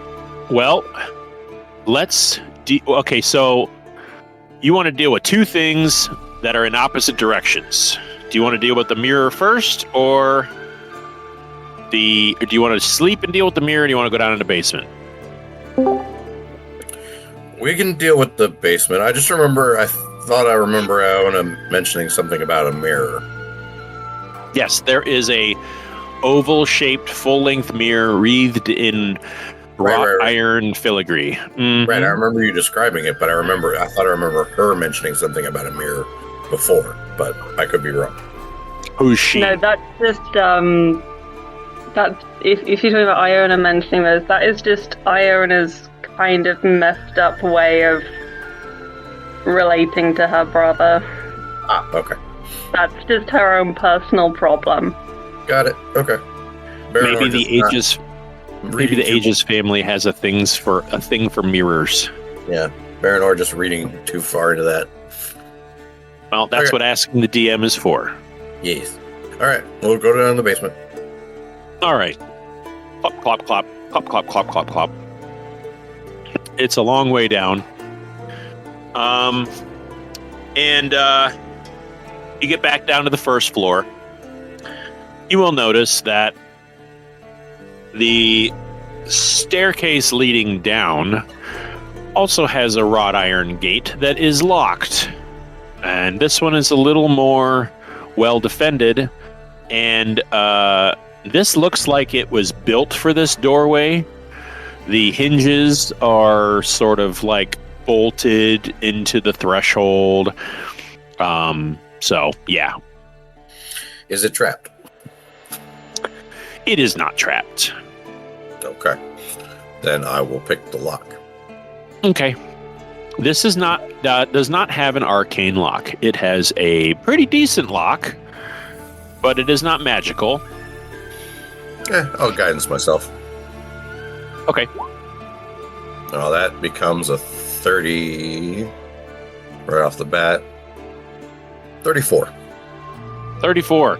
You slip your lockpick into the little thing. You can feel the tumblers. You can feel the chamber kind of rotating, and pop. You kind of snap this thing open without damaging a thing, and you now have in your possession a master padlock. Do with that as you will. Okay. Inside, you find 3 lockpicks. Shortly after you swing open the gate and descend down, which is completely dark, by the way, I think you can see. Can you see? Because you're psychic stuff? I just have regular dark vision. Okay, yeah, you can see. Iona is he's gonna pop light onto a little stone he finds on the ground. And you're gonna wind downwards what seems like at least a level below you, if not 2 levels worth of this spiraling staircase. You come upon a threshold, and you can see that something was wrenched free from this threshold. There are kind of like if something were bolted to the stone of this threshold, it was pulled loose, and there's like a divot now where that once was. And just kind of taps it with his finger, and he says, this must be where Ara got her room's gate from. Ah, okay. Ooh. Makes sense. The bottom floor of this basement sprawls out in 2 different directions. There is a hallway that deposits into 3 rooms, one of which has a long conference table with a few chairs that are knocked over. There's a rather handsome map carved into the wooden table of the Zephan Empire. And will remember this as the room that he was recruited into the Crown Collectors without really knowing that's who they were many, many, many months ago. There are a few offices in this wing, Everything down here looks pretty ransacked, though. Don't hold up a whole lot of hope for valuables. There's some scrolls of parchment with, correspondence of patrol reports, things like that. Kind of casing the forest surrounding the needle for resources. There was a mining expedition that resulted in not finding the minerals that they were looking for, and kind of a call to arms for a local band of thieves and bandits that were kind of laying siege to the western road out of the needle. There's also kind of a report on local tribes and encampments of locals, and kind of the relationship that the Empire has had with them, with the limited dealings they've had. So I'm going to say, just studying these documents thus far, that really you three, Krivish and Baranor, I'm going to say that you have now mastered the Garden of Mist as far as knowing who lives here, where they are, what kind of relationship they have with the Empire, good or bad, where the deposits of natural resources are. So if you ever needed a roll as far as where to get around, you have advantage on these, on any roles you need when it comes to the politics of the Garden of Mist. When it comes to geography, you would have advantage on those roles. Okay. Cool. Because you guys are kind of scouring all of the documents that were left behind. On the other side of the basement, you do find a bank of dungeon cells. This was an Imperial outpost, and people do bad things sometimes, and they need somewhere to keep them. It's not as illustrious or large as the dungeons of Stonehelm Keep, but every single one of these cells contains a corpse. They are all wearing garb of the Black Guard. Oh. They look like they starved to death. They do not have wounds. They're not decapitated. They don't have blunt force trauma. The flesh that remains is shriveled and emaciated. They look like they were clawing at the bars before they died. One of them wears regalia a little more intricate and upper crusty than the others. And he has a gold badge on his chest. Hey, another badge. I'm not sure. Do we have Blackguard uniforms in our bag of holding or possessions? Blackguard uniforms? Probably not. I can't imagine there was ever a time that you would squirrel those away. I don't know. I was just making sure. I mean, those... In case we needed to impersonate the Blackguard? Yeah, if it might come in handy at some point. Well, you're still forward thinking. I appreciate it. Well, there are 6 dead guard and 1 dead captain. Okay, that brings our gold seals up to 5. Well, you said gold. That's not an Imperial seal. It was just his badge, right? Or was that? Oh no, it's an Imperial gold seal badge.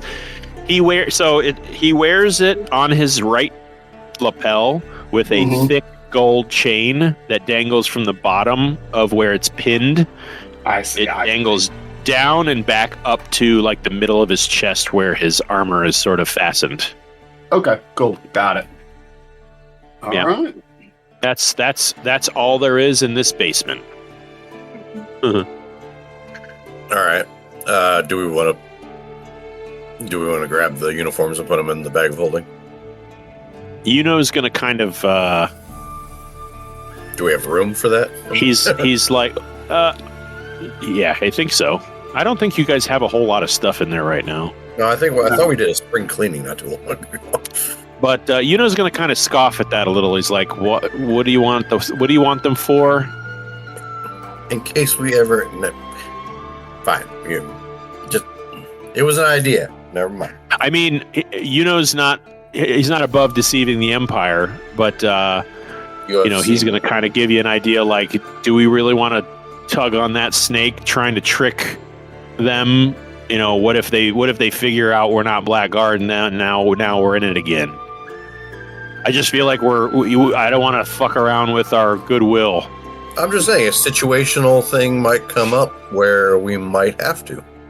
But I'm sure we have other ways of getting around it. You're right. I think we should at least take old Captain Renfrey's seal, that's for sure. Yeah, definitely the seal.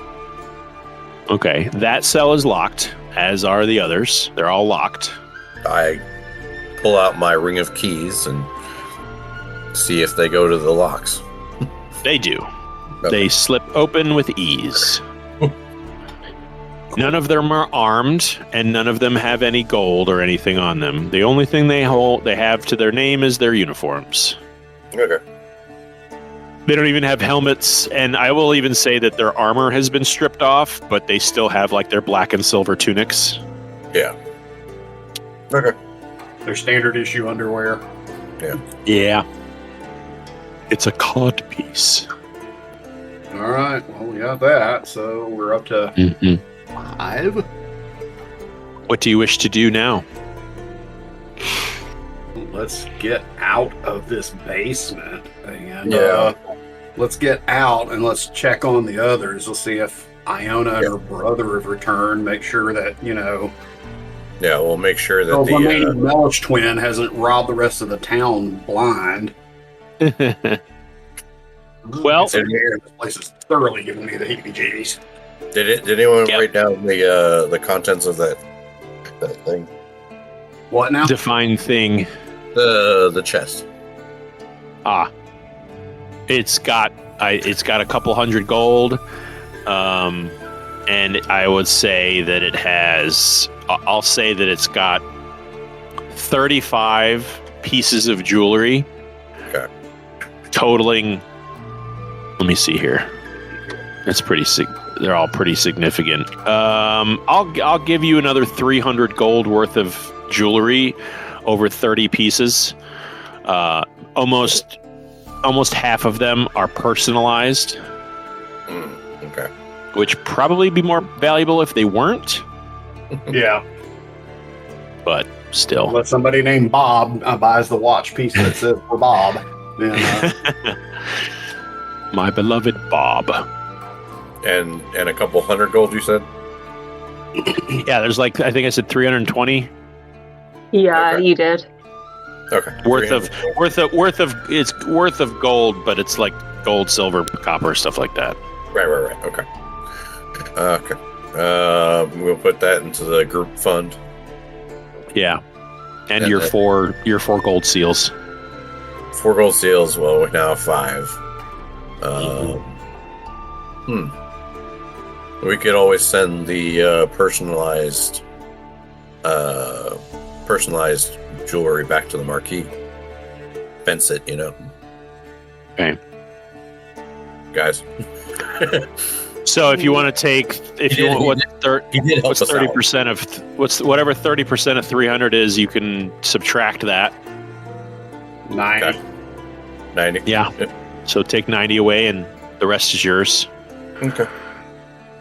I'll did at help. some point have Marcus sort of squirrel that away for delivery Yes. in full view of everyone. All right. I guess the rest of us pretty much just mop up around the needle, see if there's any more undead around.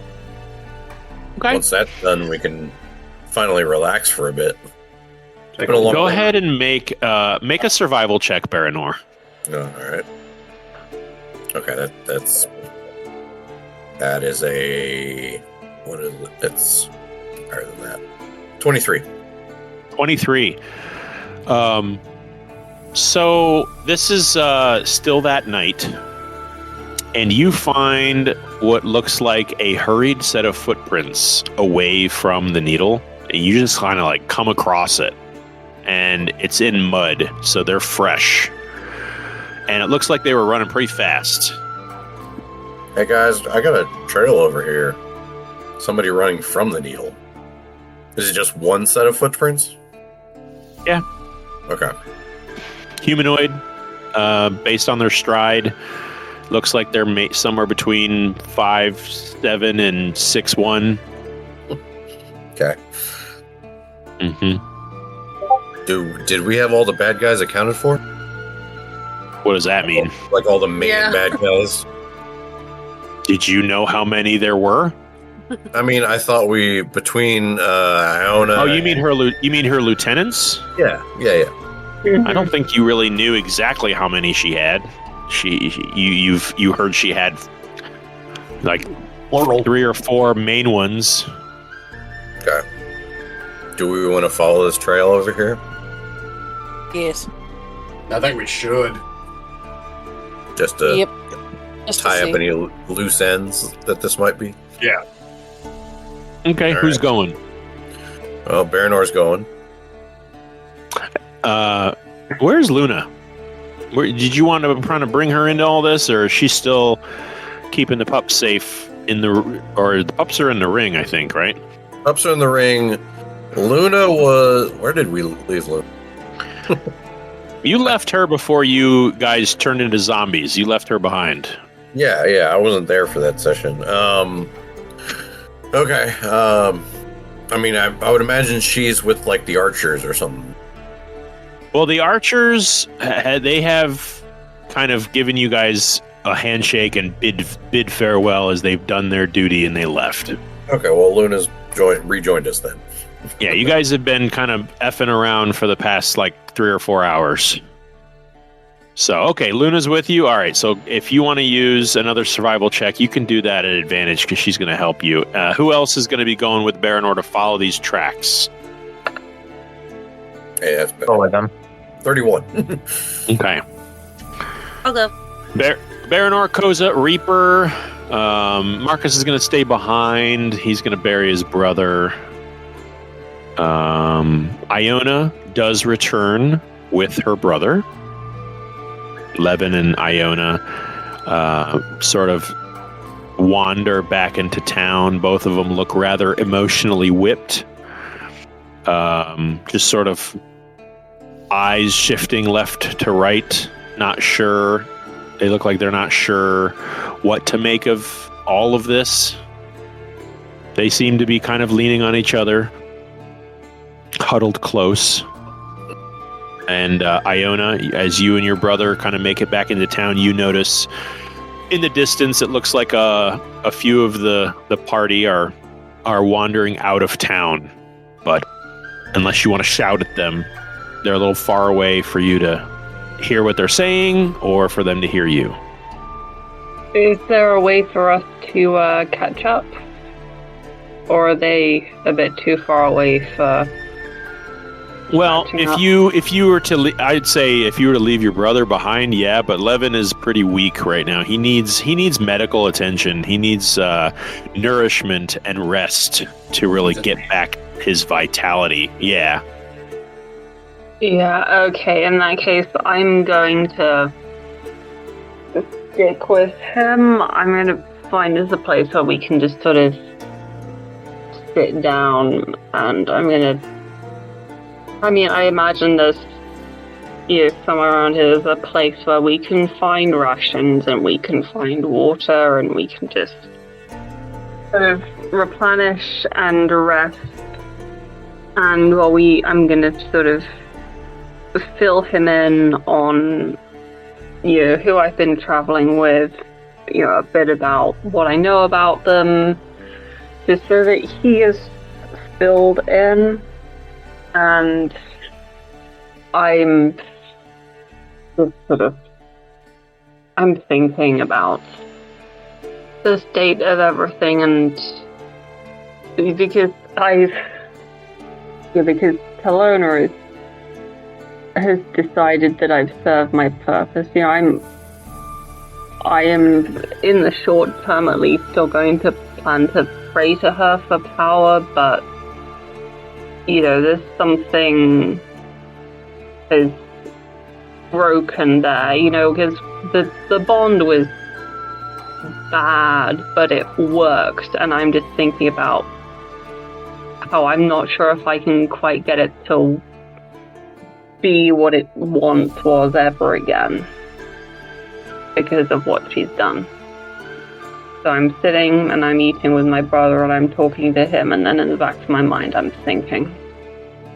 He can see your conflict, your inner conflict, and he's, you can hear his stomach rumbling a little, and he just says, I know where we can get something to eat. And he just kind of looks up at the top of the needle. I'm actually, for the record, I'm staying behind as well. I'm like completely out of spell slots. I'm not going to be of much use. Okay. Well, Iona, as you kind of find a place against the needle's tower to sort of lean against the wall and slide down to a sitting position, around the corner from the entrance comes Kravish. I look up at him and I sort of nod. And I say, I don't believe you've been introduced to my brother. Levon kind of turns and looks up at you. You're very tall. Mm-hmm. And just sort of like stands on shaky legs and... Whoa, hey, no, you're okay, man. So you're one of Iona's companions, are you? I am. I must say, you look remarkably good for somebody who was thought to be dead. I look how they made me. Well, Over I'm Levin's sure... shoulder, Iona just sort of shakes her head slightly as like a, we don't talk about how he looks. We don't do that here. With like, the whole full face of scars things is like given. We don't talk about how he looks. Okay, we don't talk about Bruno. Got it. we don't talk about it. Iona just like shakes her head over her brother's shoulder as like a try not to say that again. Stomps me on the foot. Ow. Yeah. Levon doesn't see any of this. He's just kind of looking down a little bit. Well, how many of them are you? Well, technically right now there's probably about another 4 or 5 of us. They went out to... we saw a set of tracks leading out of the needle. Looked like they were pretty hightailing it. That tracks. There were some that, from what I saw in the tower, from where I was kept, there were definitely some who decided to flee once the tide turned. I don't expect them to return. Certainly don't think the cowards that they were are up for challenging the ones that took out the walking rot here. You have my thanks for that, by the way. You're welcome. All right, let's see about finding you some fresh water and something to eat, man. Well, So I'll check around and see, if any of the villagers are around or, any of the denizens. See if they know where any rations are stored. well, you get the same answer that kind of Levon had, that there's not much in town, as most of the store was kept in the needle itself. Ah. And you've seen that as well. You were, it's like on the 2nd or 3rd floor. There's dried meats and Yeah, there's oats some and things. rations up there. Yeah. Yeah, and that's kind of it. I mean, you haven't cased the entire village, but you get the feeling that these people did not eat well. Mm-hmm. They weren't slaughtering boar and having cookouts and eating fresh veggies. It was very survival only. Yeah. And to remark with that, Levon just kind of looks at Iona and says, Ara never really was one to put much stock in things like food. She thought it was a benefit of the living She didn't go in for sweets, as it were. Well, let's see what we can do about opening the stores here, because we got a lot of hungry, starving people around here. Well, you head upstairs, and Azia is still here, or is she gone?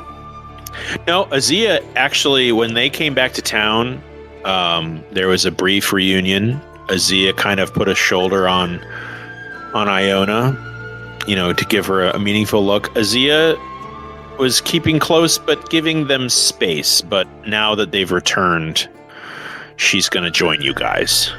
Okay. Yeah. So I'll turn to Azia and say that it's like we found the storehouse of rations. They're not much, but probably far better than what some of these people have seen in months. Azia is going to approach one of the empty cauldrons, and she's going to conjure water. She's going to create food and water. She has that ability.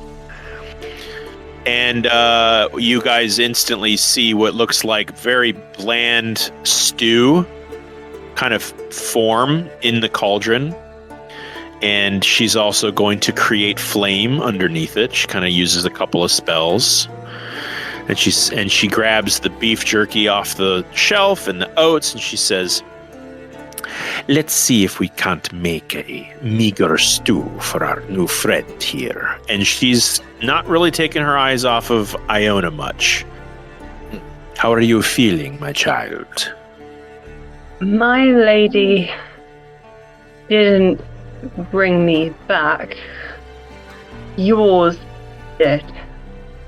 And when you say that, like, she drops her ladle, she drops her cat's paw staff, and her eyes grow wide, and she says, "My lady, you mean you've seen the sands?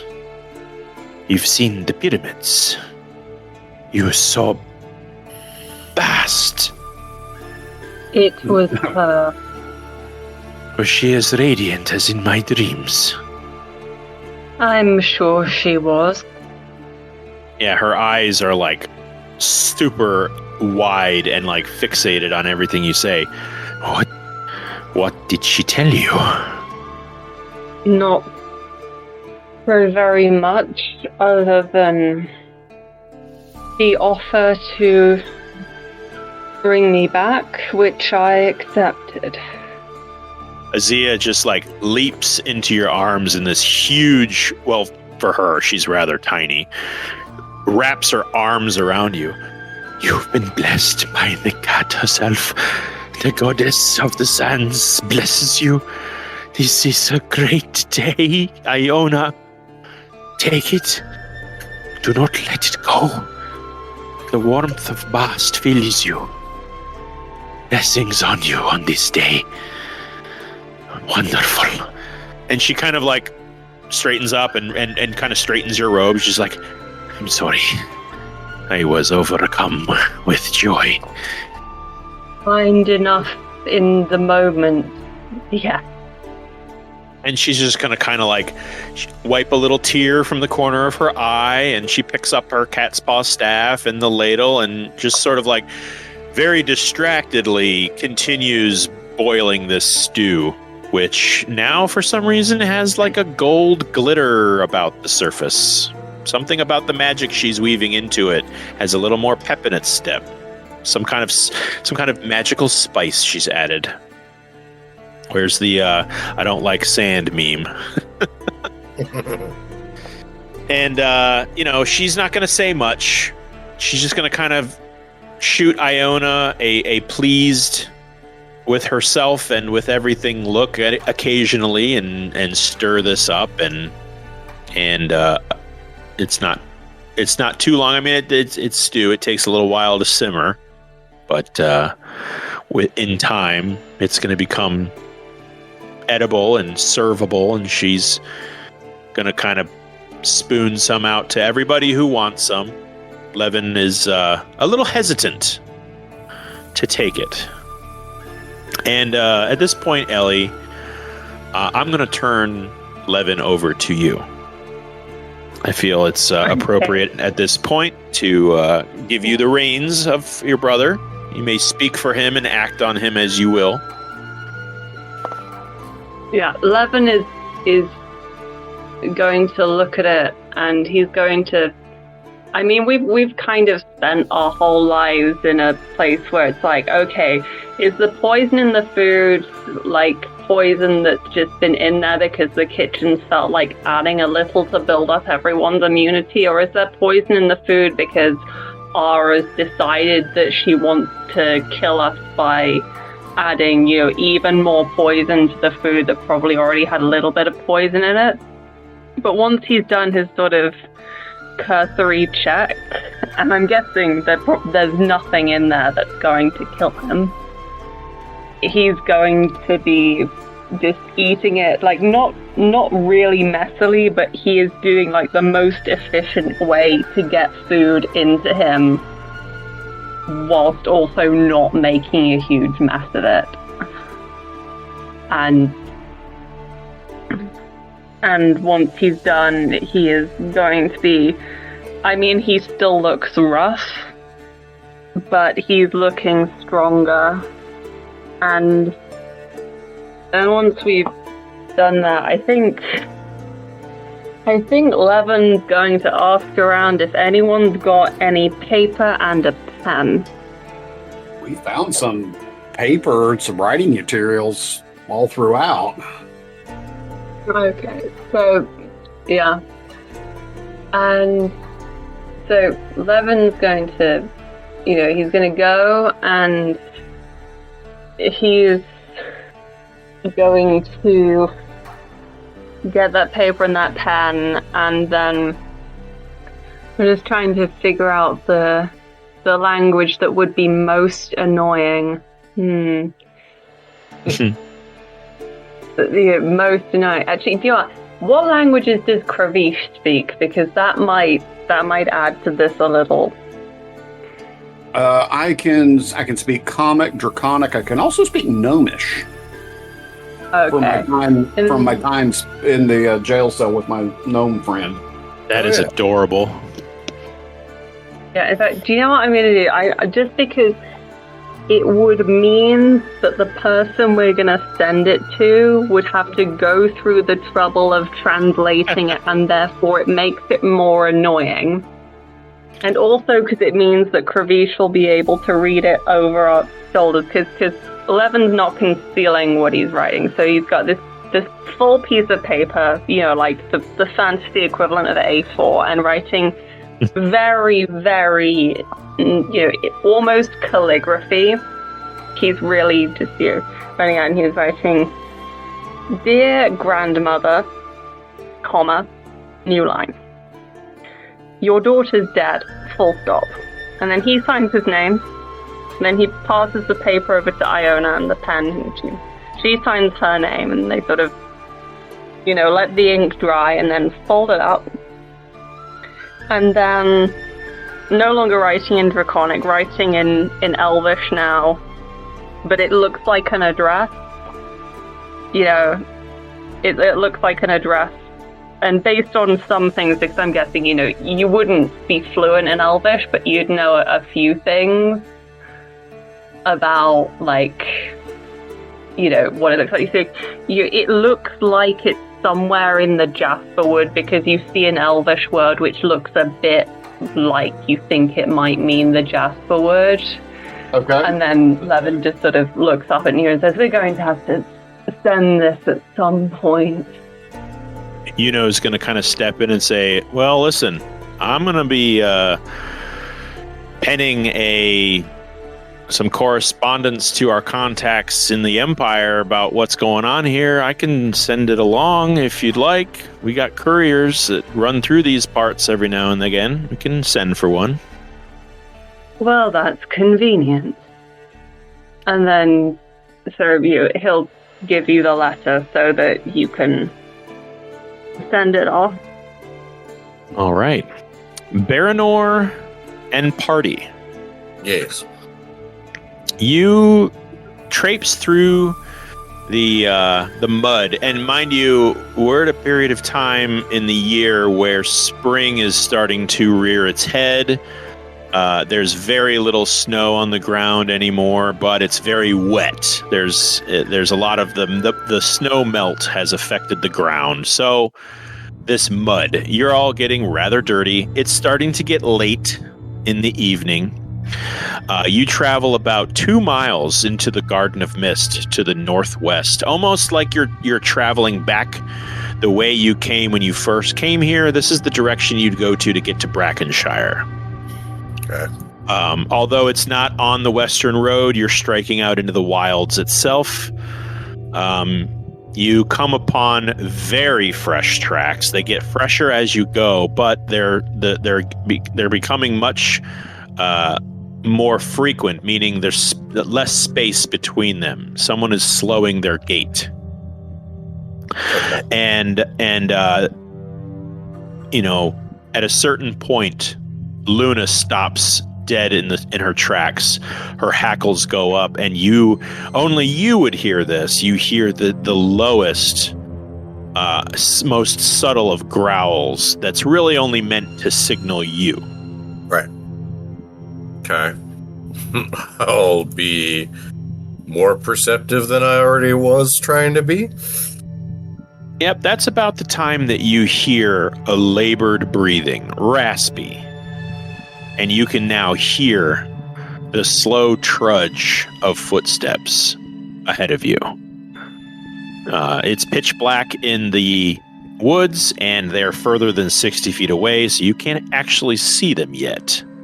But you can hear them, and I'll say you definitely have experience hunting in the dark. So if you wanted to, you could shoot an arrow and hit somebody without disadvantage. Because you can kind of echolocate them. Well, I'm going to first look back at the group that's with me and put up psychic whispers, so we're all communicating psychically through me. Mm-hmm. And then I'm going to cast invisibility on myself. All right. I'm going to say that Luna's going to clock this and just kind of keep an eye on where your footprints are. Yes. Well, I'm telling her.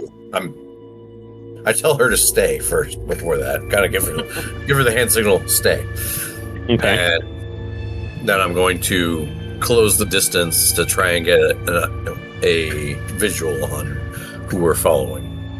Right. Okay. Moving through the woods. Koza, Reaper, what are you two doing as he tells you this? I was just going to ask if I could see anything, seeing as I have devil sight, so therefore I can see, like, in normal light up to 120 feet. Okay. All right. I'll keep that in mind. Koza, how about you? Koza's muted. Is he even on? No, you are muted. I don't know if you can hear. Koza got distracted by moss on the side of a tree. Hi, sorry, I was going to the bathroom real quick. He's just here because he heard there were going to be sneaks. Yeah. Yeah. So to catch you up real quick, the three of you are in the woods. You're tracking these footprints.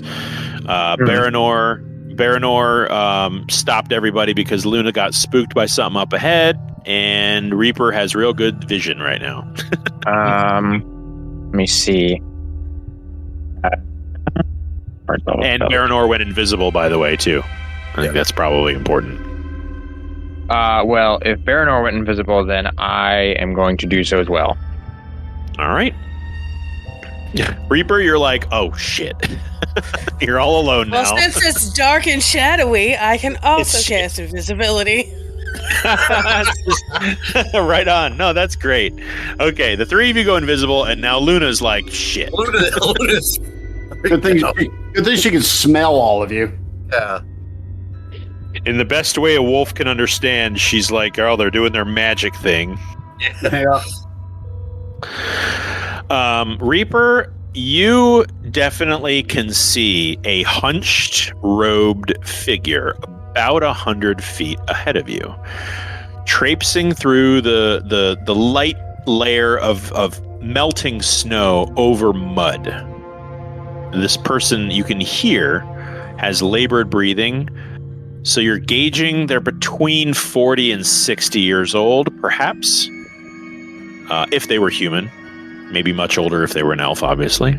But they are in their late middle ages and not doing well out here in the wilds. Does Devil Sight give you color with your dark vision? Do you know? Yes. Okay, then they're wearing... We're in bright light. Okay, yeah, they're wearing earth tones synonymous with Talona priests that you've seen before. And it looks like they're carrying something over their back, like maybe a pack or like a roll or something slung over their shoulder. Okay.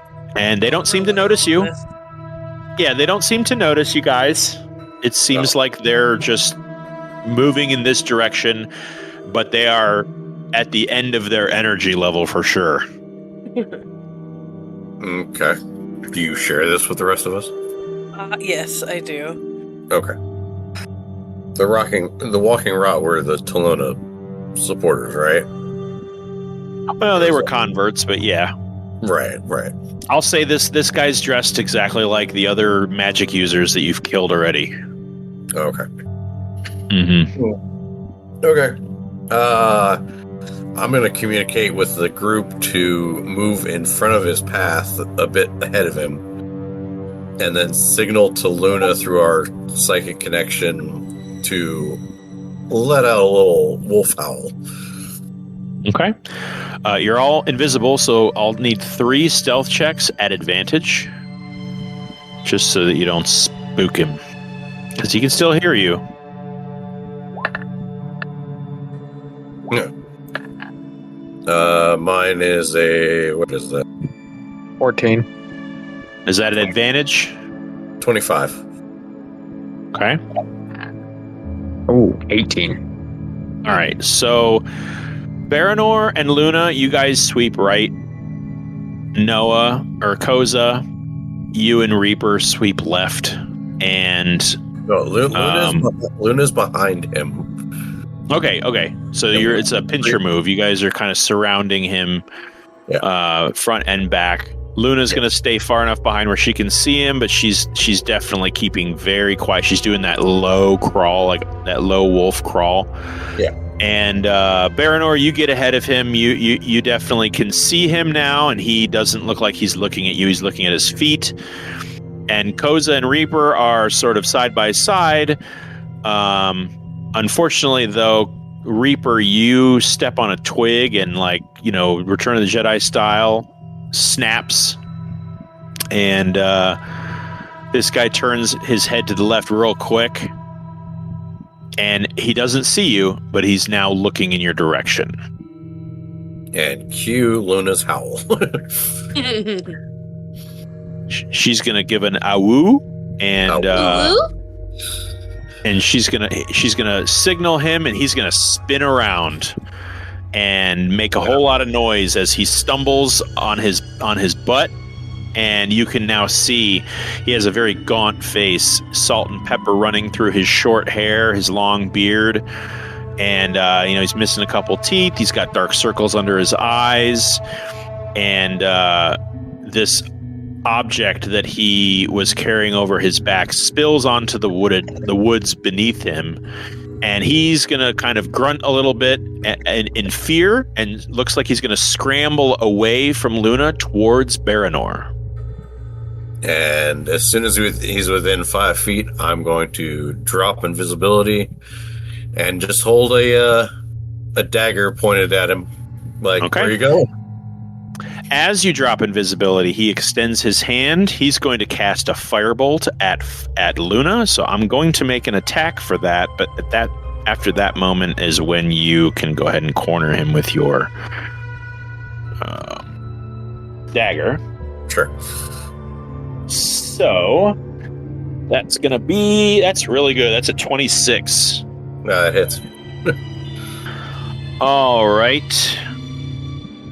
He doesn't have a lot in the tank, so that's just going to be a straight D10. Wow, he hits her for 1. It singes her hackles a little bit. And Luna's not happy with that at all. Well, okay. So I'll drop invisibility and be like, "Where are you going?" And why should I stop her from killing you? He's gonna crane his neck around and realize he's surrounded and say, "Oh, well, I'm the only one who's dropped invisibility at the moment." Well, no, but Luna's on the other side of him. Right. Okay. Yeah. Who goes there? Don't answer my question first. And he's going to scramble away from you. That's actually now away from everyone because he's kind of surrounded on three sides by those two and then you and Luna. So he's gonna move to the northeast direction and just start running. He is gonna leave your melee range. I'll give you an opportunity to attack on him. Absolutely. All right. Let me change this music up while we're screwing around. We just lose Steph. She's going. Okay. Bye, Steph. That's a 28 with the flame dagger. Yeah, that hits for sure. And I'm not trying to kill him if his I don't know how much health he has, but trying for a non-lethal here. That's 10 piercing, 4 fire. Okay, that won't kill him. That will injure him, but that's not like that's going to knock him out. That doesn't bring him down. Right.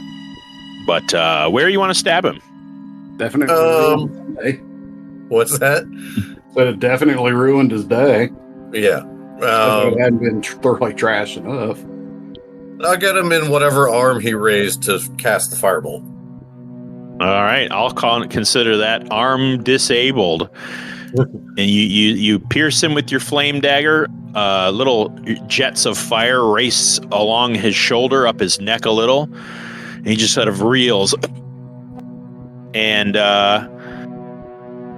we're not going to need initiative, but Reaper and Koza, you guys are about maybe 30 feet away, so you can close the distance and do something if you wish.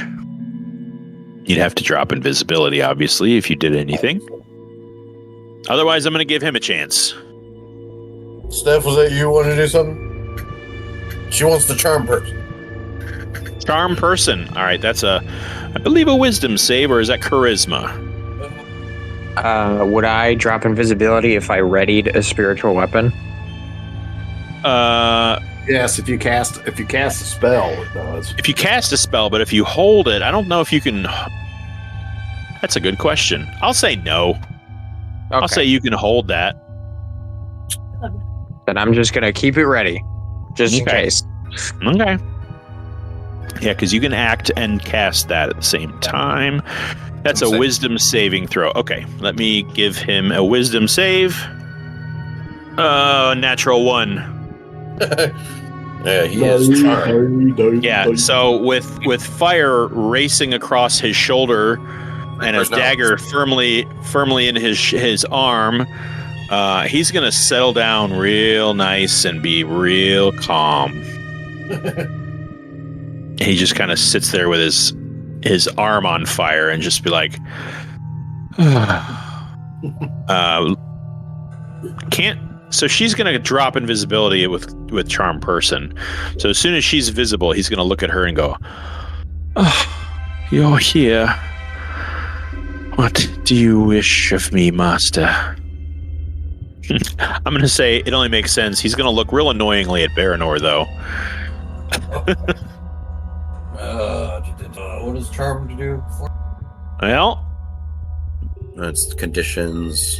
Charmed. Okay. Cannot hurt the charmer socially. The charmer has advantage on any ability checks to interact with you socially. Yeah. Okay. So you're role-playing her now until she gets back on the phone, so what are you going to have her do? She's like, answer his question. Why are you running? I'd rather get away from that scene back there. It looked like it wasn't going well, and I'm a bit of a survivalist. I'm not someone who wishes to have his head on a spike. What's in the bag? Could you be a dear, though, and tell your friend to pull his dagger out of my arm? My friend is holding his wolf at bay from killing you. I suggest you cooperate more. I'll do whatever you say, my dear. Him Okay. I don't like. What's in the bag? Oh, this and that. She'll nod a bit at Baranor, and Baranor's going to stick the knife in just a little bit further. Ow! Just plunder. I grabbed what I could, got out of there. Ow! And you can roll a d4 for that, for more damage with your dagger. Okay. Again, not going too hard. 3. Okay. Yeah, it hurts a lot. I mean, let's face it, 3 points of damage to someone without a lot of hit points is a lot. And the top of the bag has spilled open, and you can see there's a few books in there. There's some scrolls. There you can hear the clinging of metal things. You can just a cursory glance. You can see shininess in there. What was your position with that group? I was a courier, and mostly just sort of did whatever Aura told us to do. Mostly it was a courier? Courier of messages. What kind of messages? Well, if an outward patrol found a group of people, I would ferry messages back to Aura on their behalf. Okay. Cozy, you have any other questions for this guy? Baranor?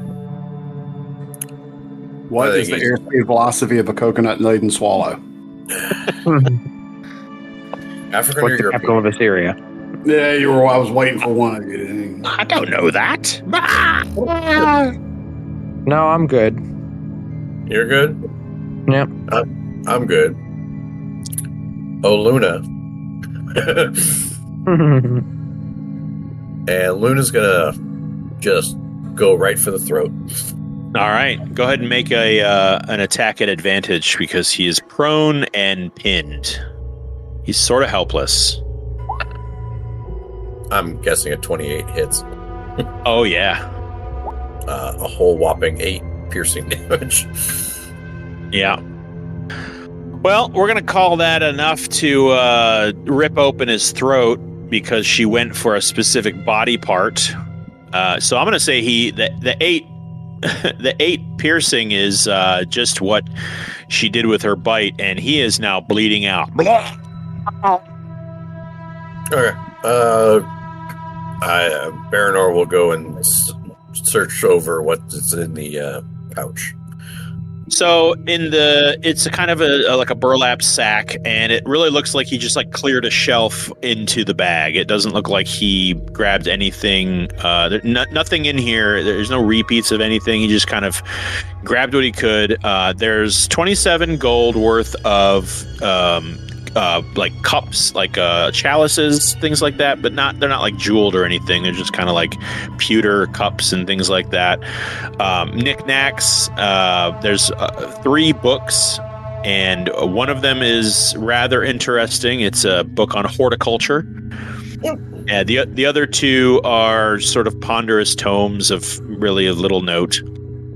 Okay. And there's also a rather handsome looking bowl that looks like it's bejeweled and looks like it could fetch a pretty price if you fence it to the right people. Okay. I'll pick up the satchel and sling it over my shoulder. Anything on what? I said ho ho ho. Ho ho ho. Anything on him? No. No. Other than Luna's jaws. Yeah. Yeah. Okay. Yeah, she kind of looks back up at you, and she just has this river of blood stain from her snout all the way down to her chest. Good girl. And she looks very pleased with herself. She says thank you in wolfish. Yes. Okay. And we'll head on back. All right. You at this point, it's pretty late. You can all arrange your sleeping situations. And we are going to, unless there's anything anybody wants to do before this grand night comes to a close, we are going to... go ahead. No, I think I was just saying no. I don't think there's anything. Yep. We are going to jump ahead by about 4, 5, maybe 6 days. Let me at some point over this the next morning or something, check out the mirror. Yes. The mirror is a 2-way sending spell, a lot like your magic mirror. Except this one is specifically attuned.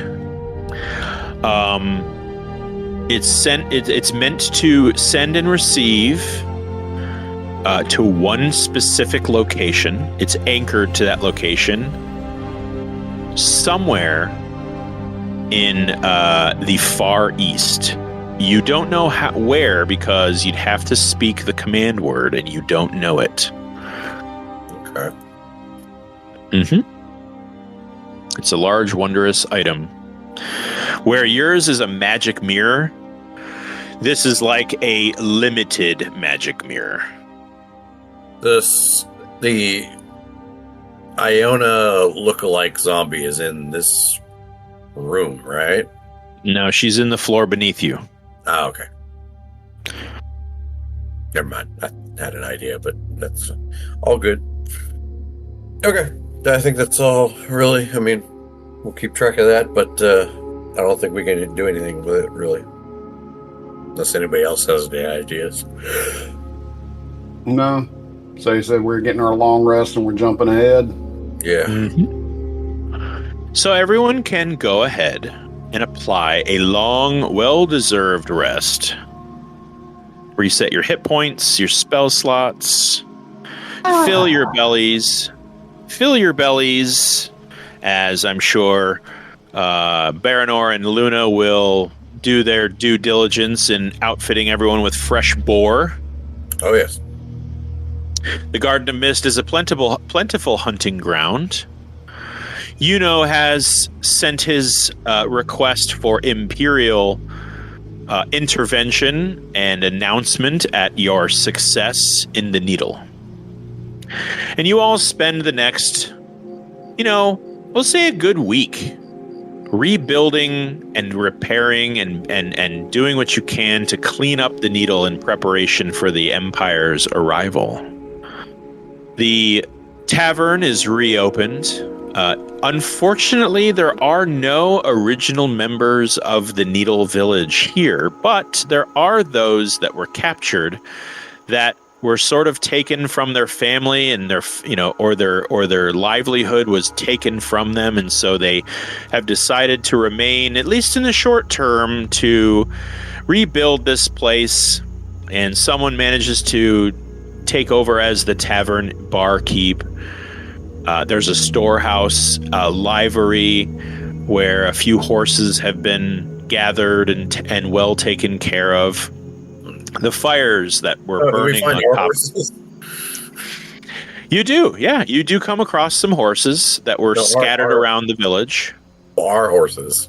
We tied them up. Oh, yeah. Yeah, your horses, it wouldn't have taken you long to track them down. I think they were probably tied up near Iona's hovel in the woods. Yeah. Maybe a couple of them got away. We'll say you found half of your horses. The rest got away. Sorry, that's the price of abandoning them. That's fair. But a stockyard. For the leave and. Yeah. So, the Marcus is going to kind of give you all a nod. He says very little, and that he says so in Dwarvish.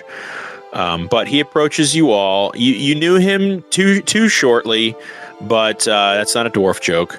But he just kind of gives everyone not a handshake but a fist bump. And being that he lost his brother in service of you, he's not real keen on emotional goodbyes. Just kind of a it is what it is. And he's going to give Reaper sort of a head nod and say to her, stay here a little while longer. Make sure they get this place running and report back as soon as you can. I will. And as he walks off, we all still reflexively check our pockets. Yeah. Parador hasn't stood 5 feet near the guy the entire time. Yeah, you know him. You know these guys. They got light fingers. Mm-hmm. But he saunters off. Strategy is to just be very obviously making poisons in full view of people who might steal from her, and that's her strategy to dissuade people. Oh, speaking of poison, Iona, Baranor, I have a question for you. Okay. Did you share any of the booty you found in that chest with the rest of the group? Yeah. Yes. The coins and the jewelry went into the party fund. Mm-hmm. And everything else was pretty much out of the sight of the not non-villagers. I definitely presented that. Well, in that case, as you reveal that vial of black liquid, Iona, you recognize that immediately. That is the same substance that you used the night you met the crown collectors in that modified blight spell. Oh. It seems that Ara kept one of those for herself as you did for yourself. Just never got a chance to use it. Okay, I'm going to tell them in that. Yeah, if you forget the stats on that, I'll put it in the chat in the coming days. Because it's a pretty neat little one-off. I would kind of like those gloves. I ran into issues with running low on spell slots. I wouldn't mind having those gloves. Okay. Yeah, go ahead. I've got some fancy gloves myself already, so. So they look, Kravish, they're made of like a sort of a tanned brown leather, but they've got signs of wear on the fingertips, and along the tops of the fingers from knuckle to knuckle is a little bar of shiny metal, and there's 4 long bars from the knuckles to the back of the wrist, and likewise with the thumb, and it's all very comfortable. I'm going to say, just because badass, that when you put them on, your dragon claws pierce through the edge of them.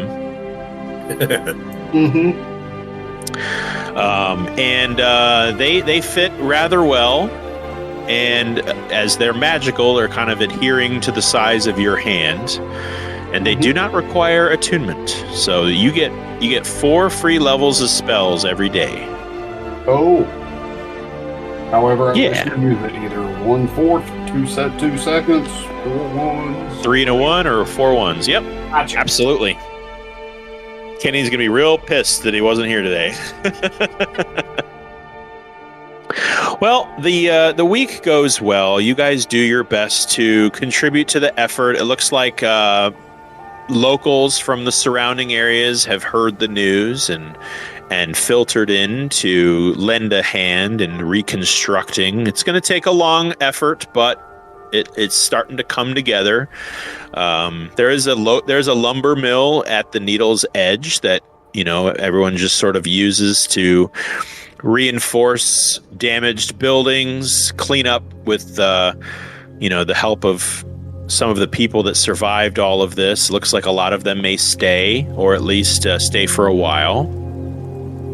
And on that last day, you do hear kind of the sounds of commotion. Not hostile, just an arrival. You actually hear a trumpeting. Sounds like someone is being announced their arrival. You all gather in the town square just next to the Needle Tower. And you can hear the smattering of crowds sort of murmuring to themselves. You hear several sets of horse hooves clopping against the cobblestone streets. And as the crowd parts ways, you see a very welcome sight. At least a dozen knights on steeds, shining armor, all led by a familiar face. Is it Prince Douche-Canoe? No? Who's that? Fuck does that mean? Oh, Prince Victor. Yeah, you know. No. You know who. You know's op. Yeah, you know. Yeah. Is that No. the Sir Thorsten. Yeah. Indeed, you see Sir Thorsten and his Knights of Dane roll in, full regalia.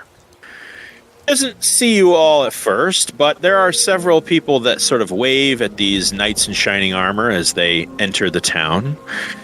And not too far away, he locks eyes with Kravish, Baranor, Iona, Koza, all of you. And he quickens his pace to meet you. Well, friends, it is certainly wonderful to see you all here. I couldn't wait to be a part of the patrol, to meet you here at the Needle and re-establish Imperial control of the outpost. And he quickly dismounts his horse, speeds over to you, Kravish, gives you a giant bear hug, which he's at least 1.5 feet shorter than you. Oh, yeah. And spins around and takes Koza's arm and puts a hand on Baranor's shoulder, shakes Yuno's hand. How are you all? It is wonderful to see you. It has been quite an experience since we last met up. Indeed it has. I've heard things. I've heard strange things. Something about a tussle in the woods with a large beast, disappearance to the Feywild, and something about tangling with a devil in the west. Yeah, all true. All true. I must say, chaps, your reputation precedes you. And I'm glad to hear of it. Glad to hear you're alive, well and well off. It's great to see you too. Well, oh, yes, of course. Reaper has done Mask of Many Faces and looks like the most average human. That sounds like an insult to humans. So he's kind of searching a little bit, and he's like, "Say, where's that fetching elven companion of yours, Maven, at? I'd like to shake her hand as well." He just sees all of us just kind of get a little more ashen. Yeah. Oh, I didn't strike a nerve, did I? She all right? We hope so. And unfortunately, on our adventures in the east, tangling with the demon, Maven was unfortunately... She sacrificed herself to fight the demon in his own dimension. I believe Yuno had an idea to talk to you about that, right? Yes, You know? yes. That is part of Maybe it. not you, but the powers that be in the Empire. Well, I certainly think that, liberating an Imperial outpost from a death cult certainly comes with certain favorable advantages, does it not, friends? We certainly hope so. Well, I certainly would love to see you all there myself. Unfortunately, I've been put in charge with the reconstruction of the administration here at the Needle. I'm sure you could understand. Yeah. Couldn't have picked a better person. They couldn't be in better hands. Well, I certainly thank you for that.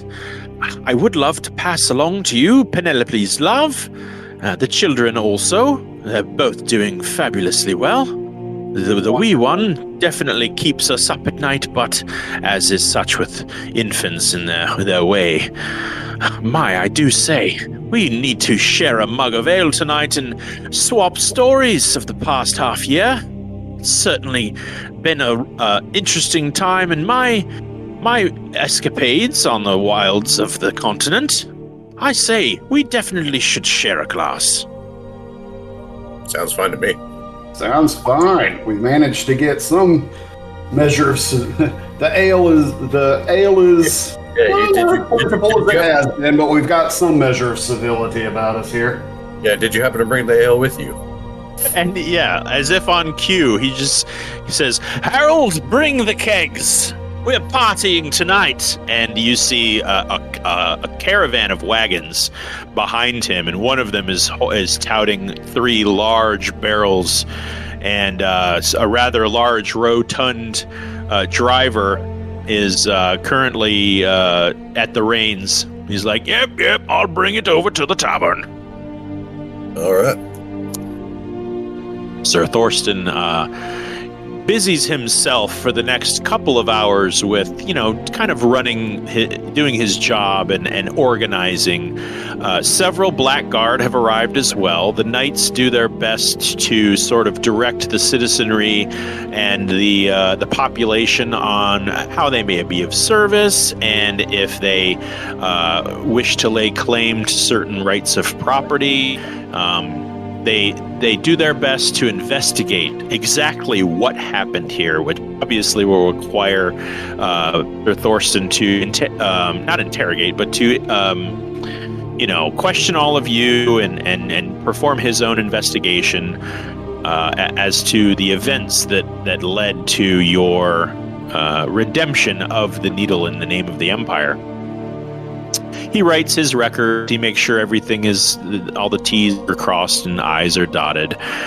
He has you all write statements of account and relays payment.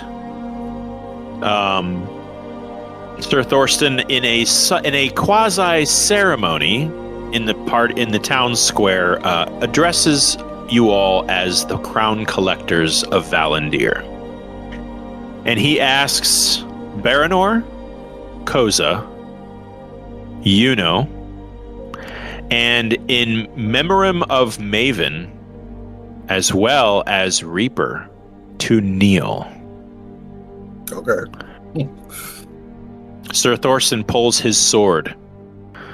For extreme acts of bravery in service to the Empire, the Emperor himself has saw fit to bestow upon me the extreme and express honor to deem you all knights of the realm.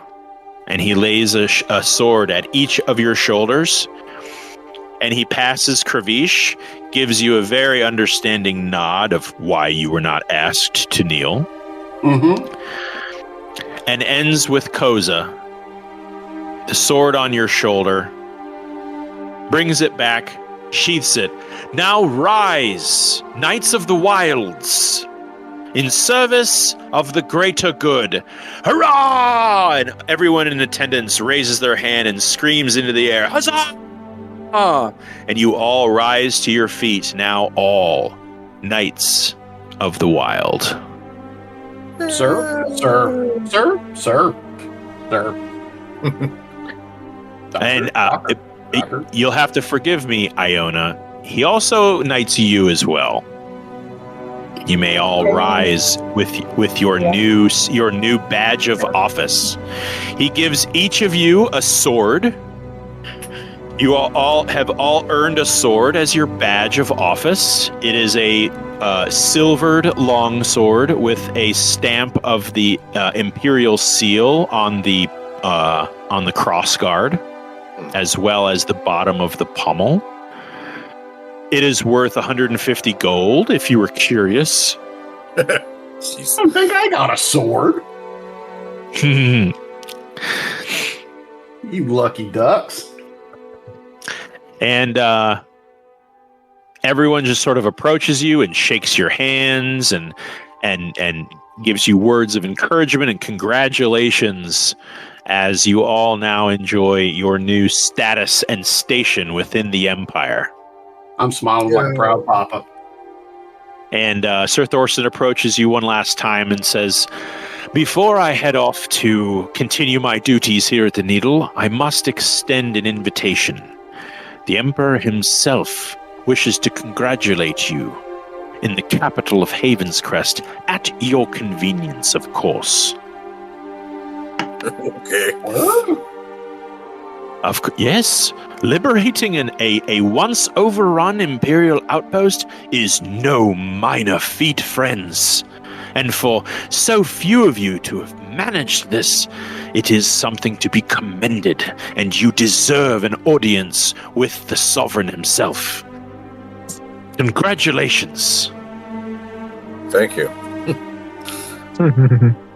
Don't know what else to say. Stoic as ever, a Baronor. Hey, I'm just a humble ranger of the Jasper.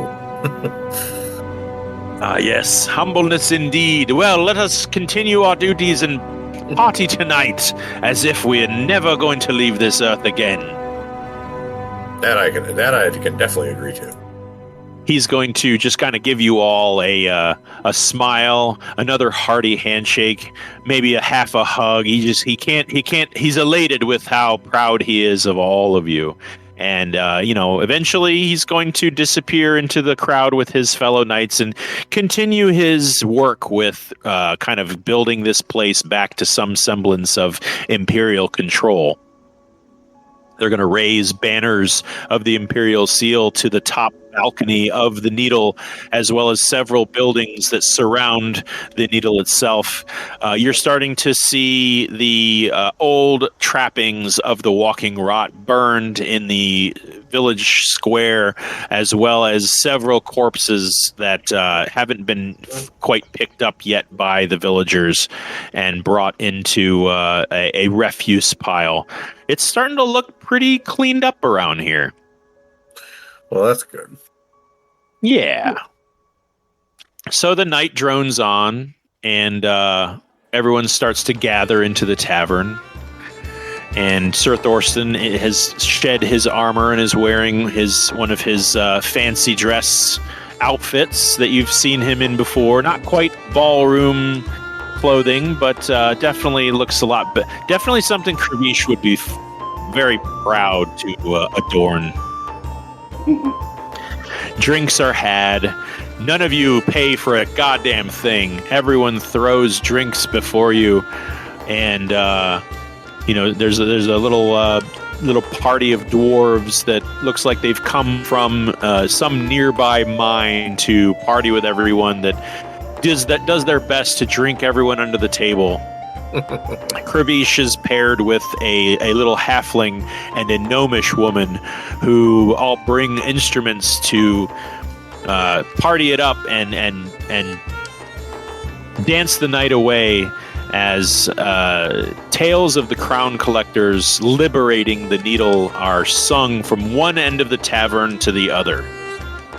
You're all kind of awash with praise and gratitude from this village and from the Empire itself. The alcohol starts to take effect.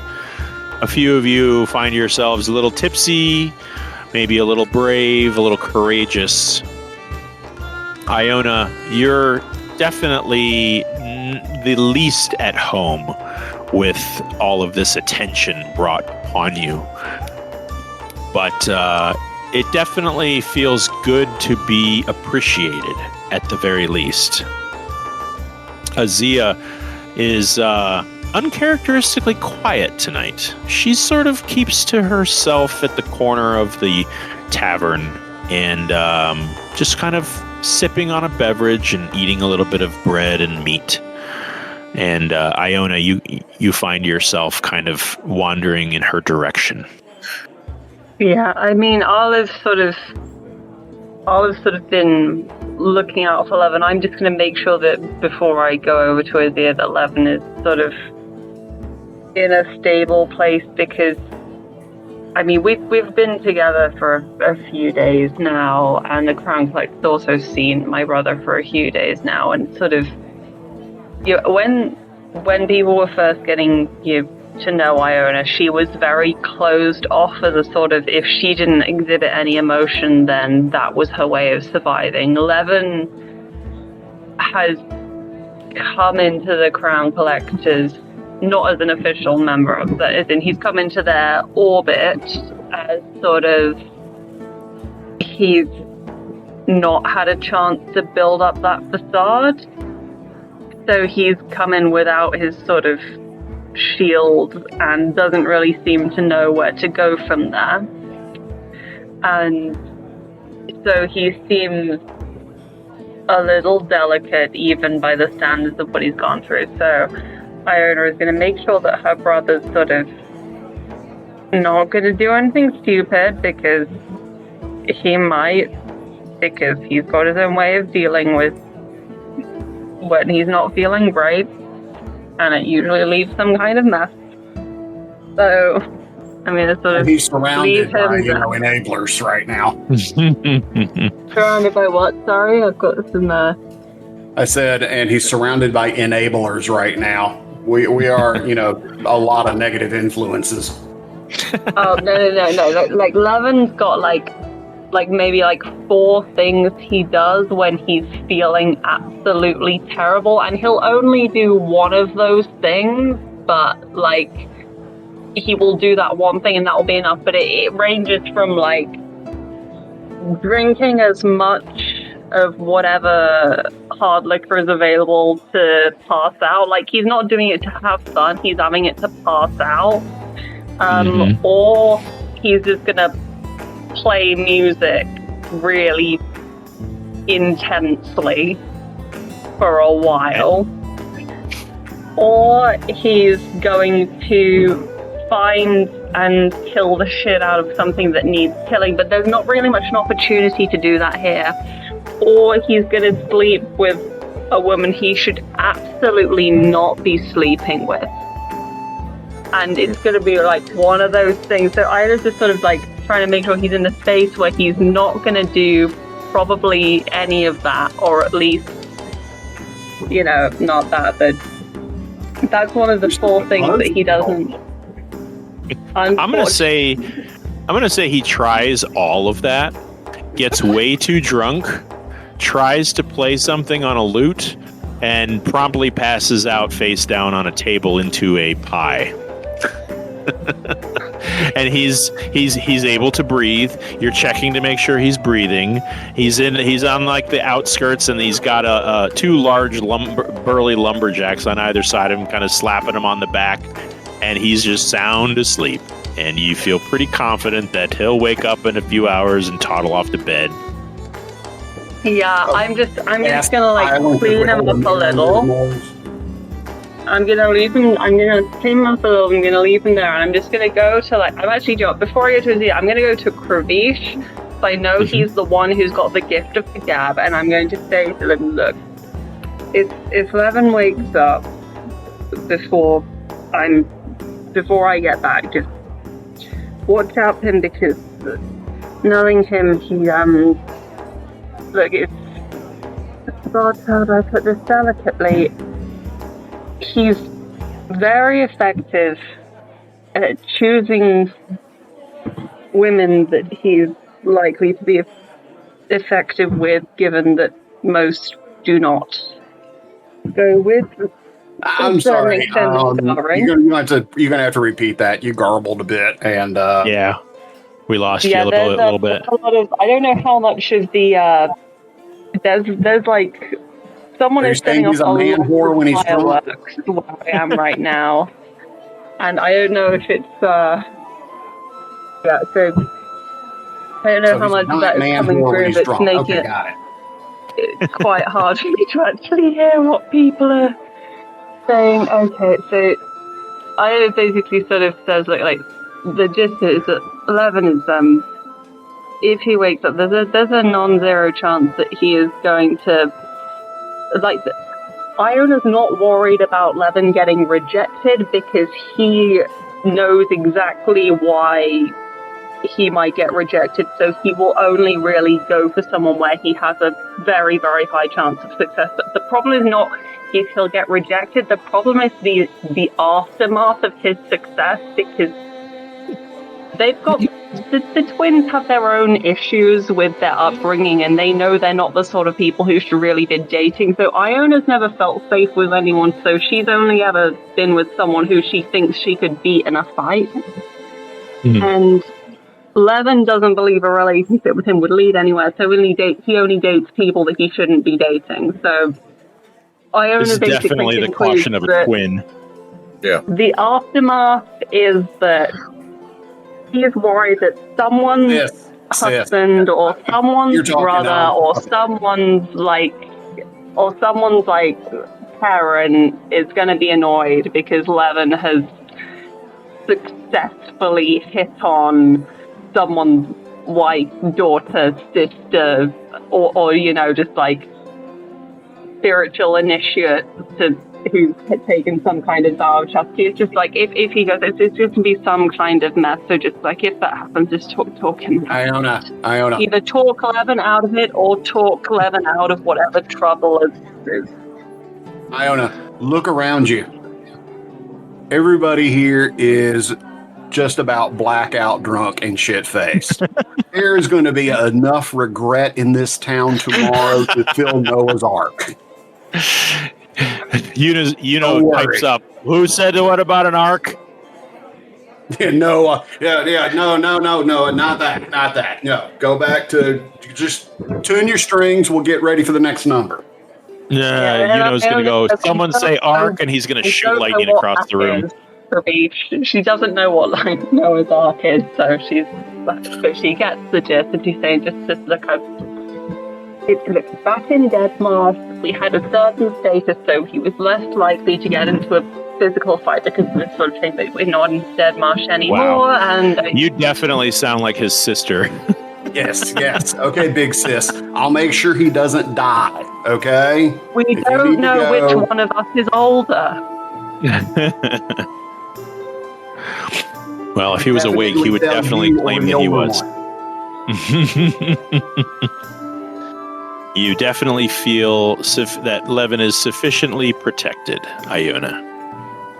Yeah, it's just like he's trying to preempt the mess because, like, we figured out like that the most likely, the only mess that's left to happen is this, and then Iona's going to make her way over to Azia.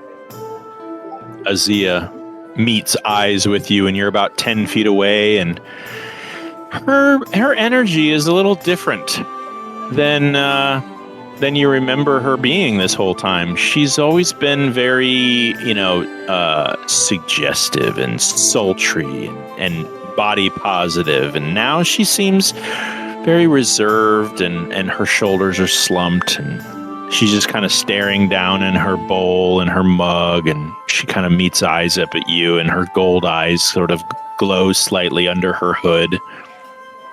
She kind of scoots a little bit out of the booth and kind of meets you halfway, and you see her kind of looking into the crowd as you approach and then back at you, and she just kind of gives you a look of, how are you holding up, Sir Iona?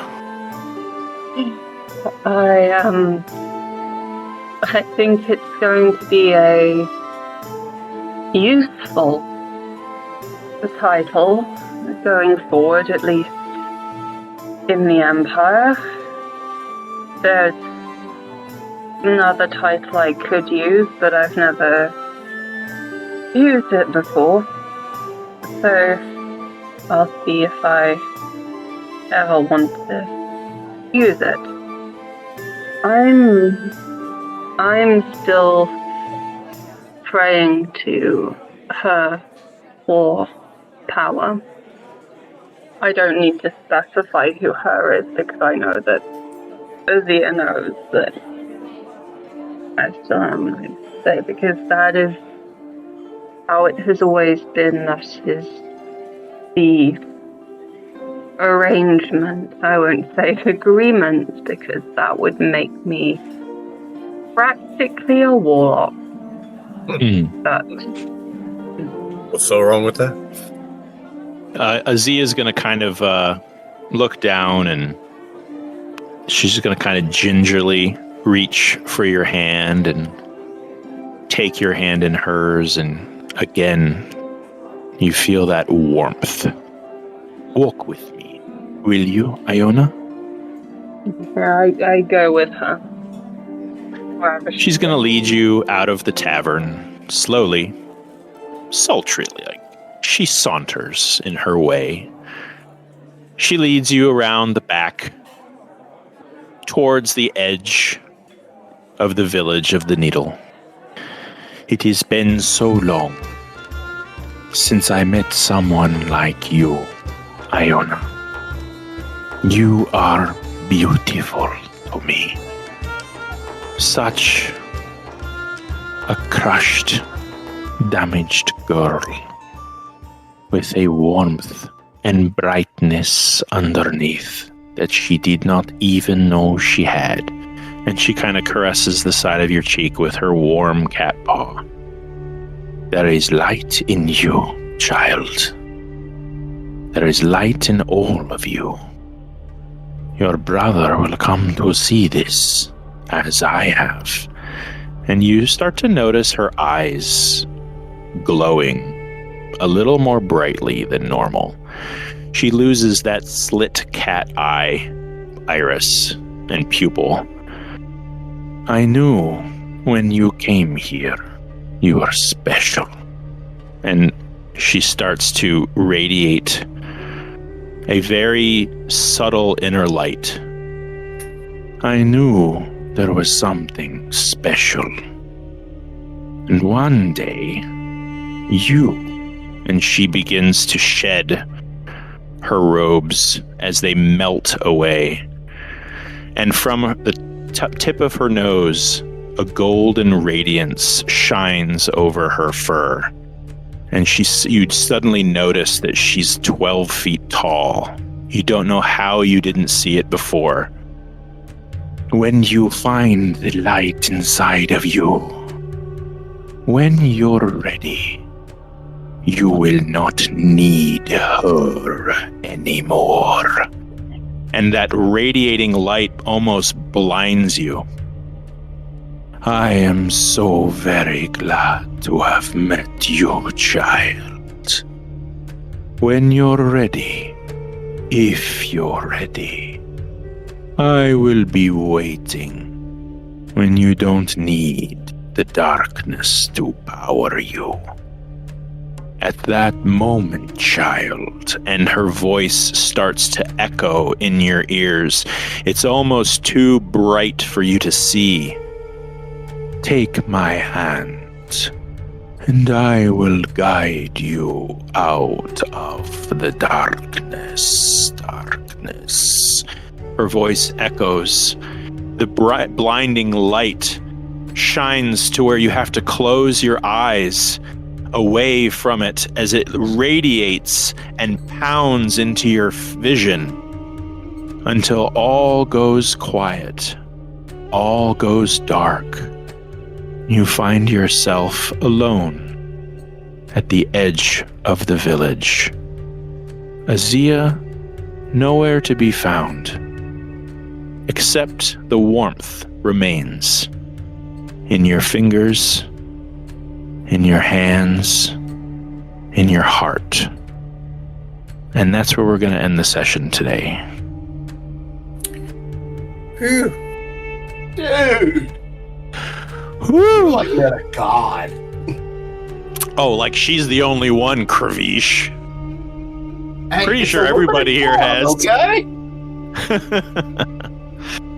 All right, well, as we say goodbye to Azia, in quotes, let's congratulate all of you for finishing the Walking Rot arc.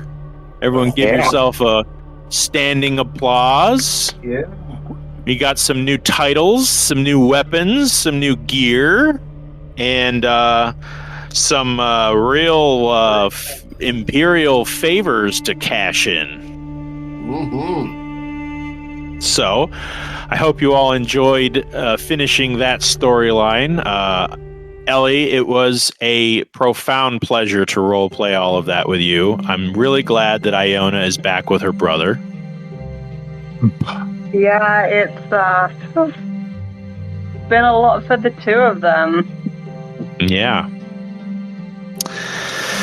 Oh boy. Well, when we next meet will be looks like July 12th. I will be out of the country. I will not be able to participate. You know what? Hold on. Now that I'm thinking about it, I think we're probably going to want to skip that one. I've got a lot of stuff to do with my new job. Yeah. Because I actually start on the 14th. Yay! Oh. I'm really excited. So yeah, I've got to do some. I got to do some shopping. I got to get some, clothes and stuff, and I'm probably going to have to take that day off. So we will skip the 12th. I will communicate that with Ken. I don't know if Steph is listening, but Bogey, please communicate that with her that the 12th will skip. We'll give everybody a chance to digest what has just happened and plan for the next session with you guys probably heading to the Capitol and cashing in this awesome favor of yours. So well done, everybody. Okay, I would say, yeah, sure. I was just going to say, you're probably wondering if you level up, but you just did that. So we're going to give that a few more sessions into level 14 before we give you guys 15. But that's on the horizon. And when you earn it, you will have definitely earned it.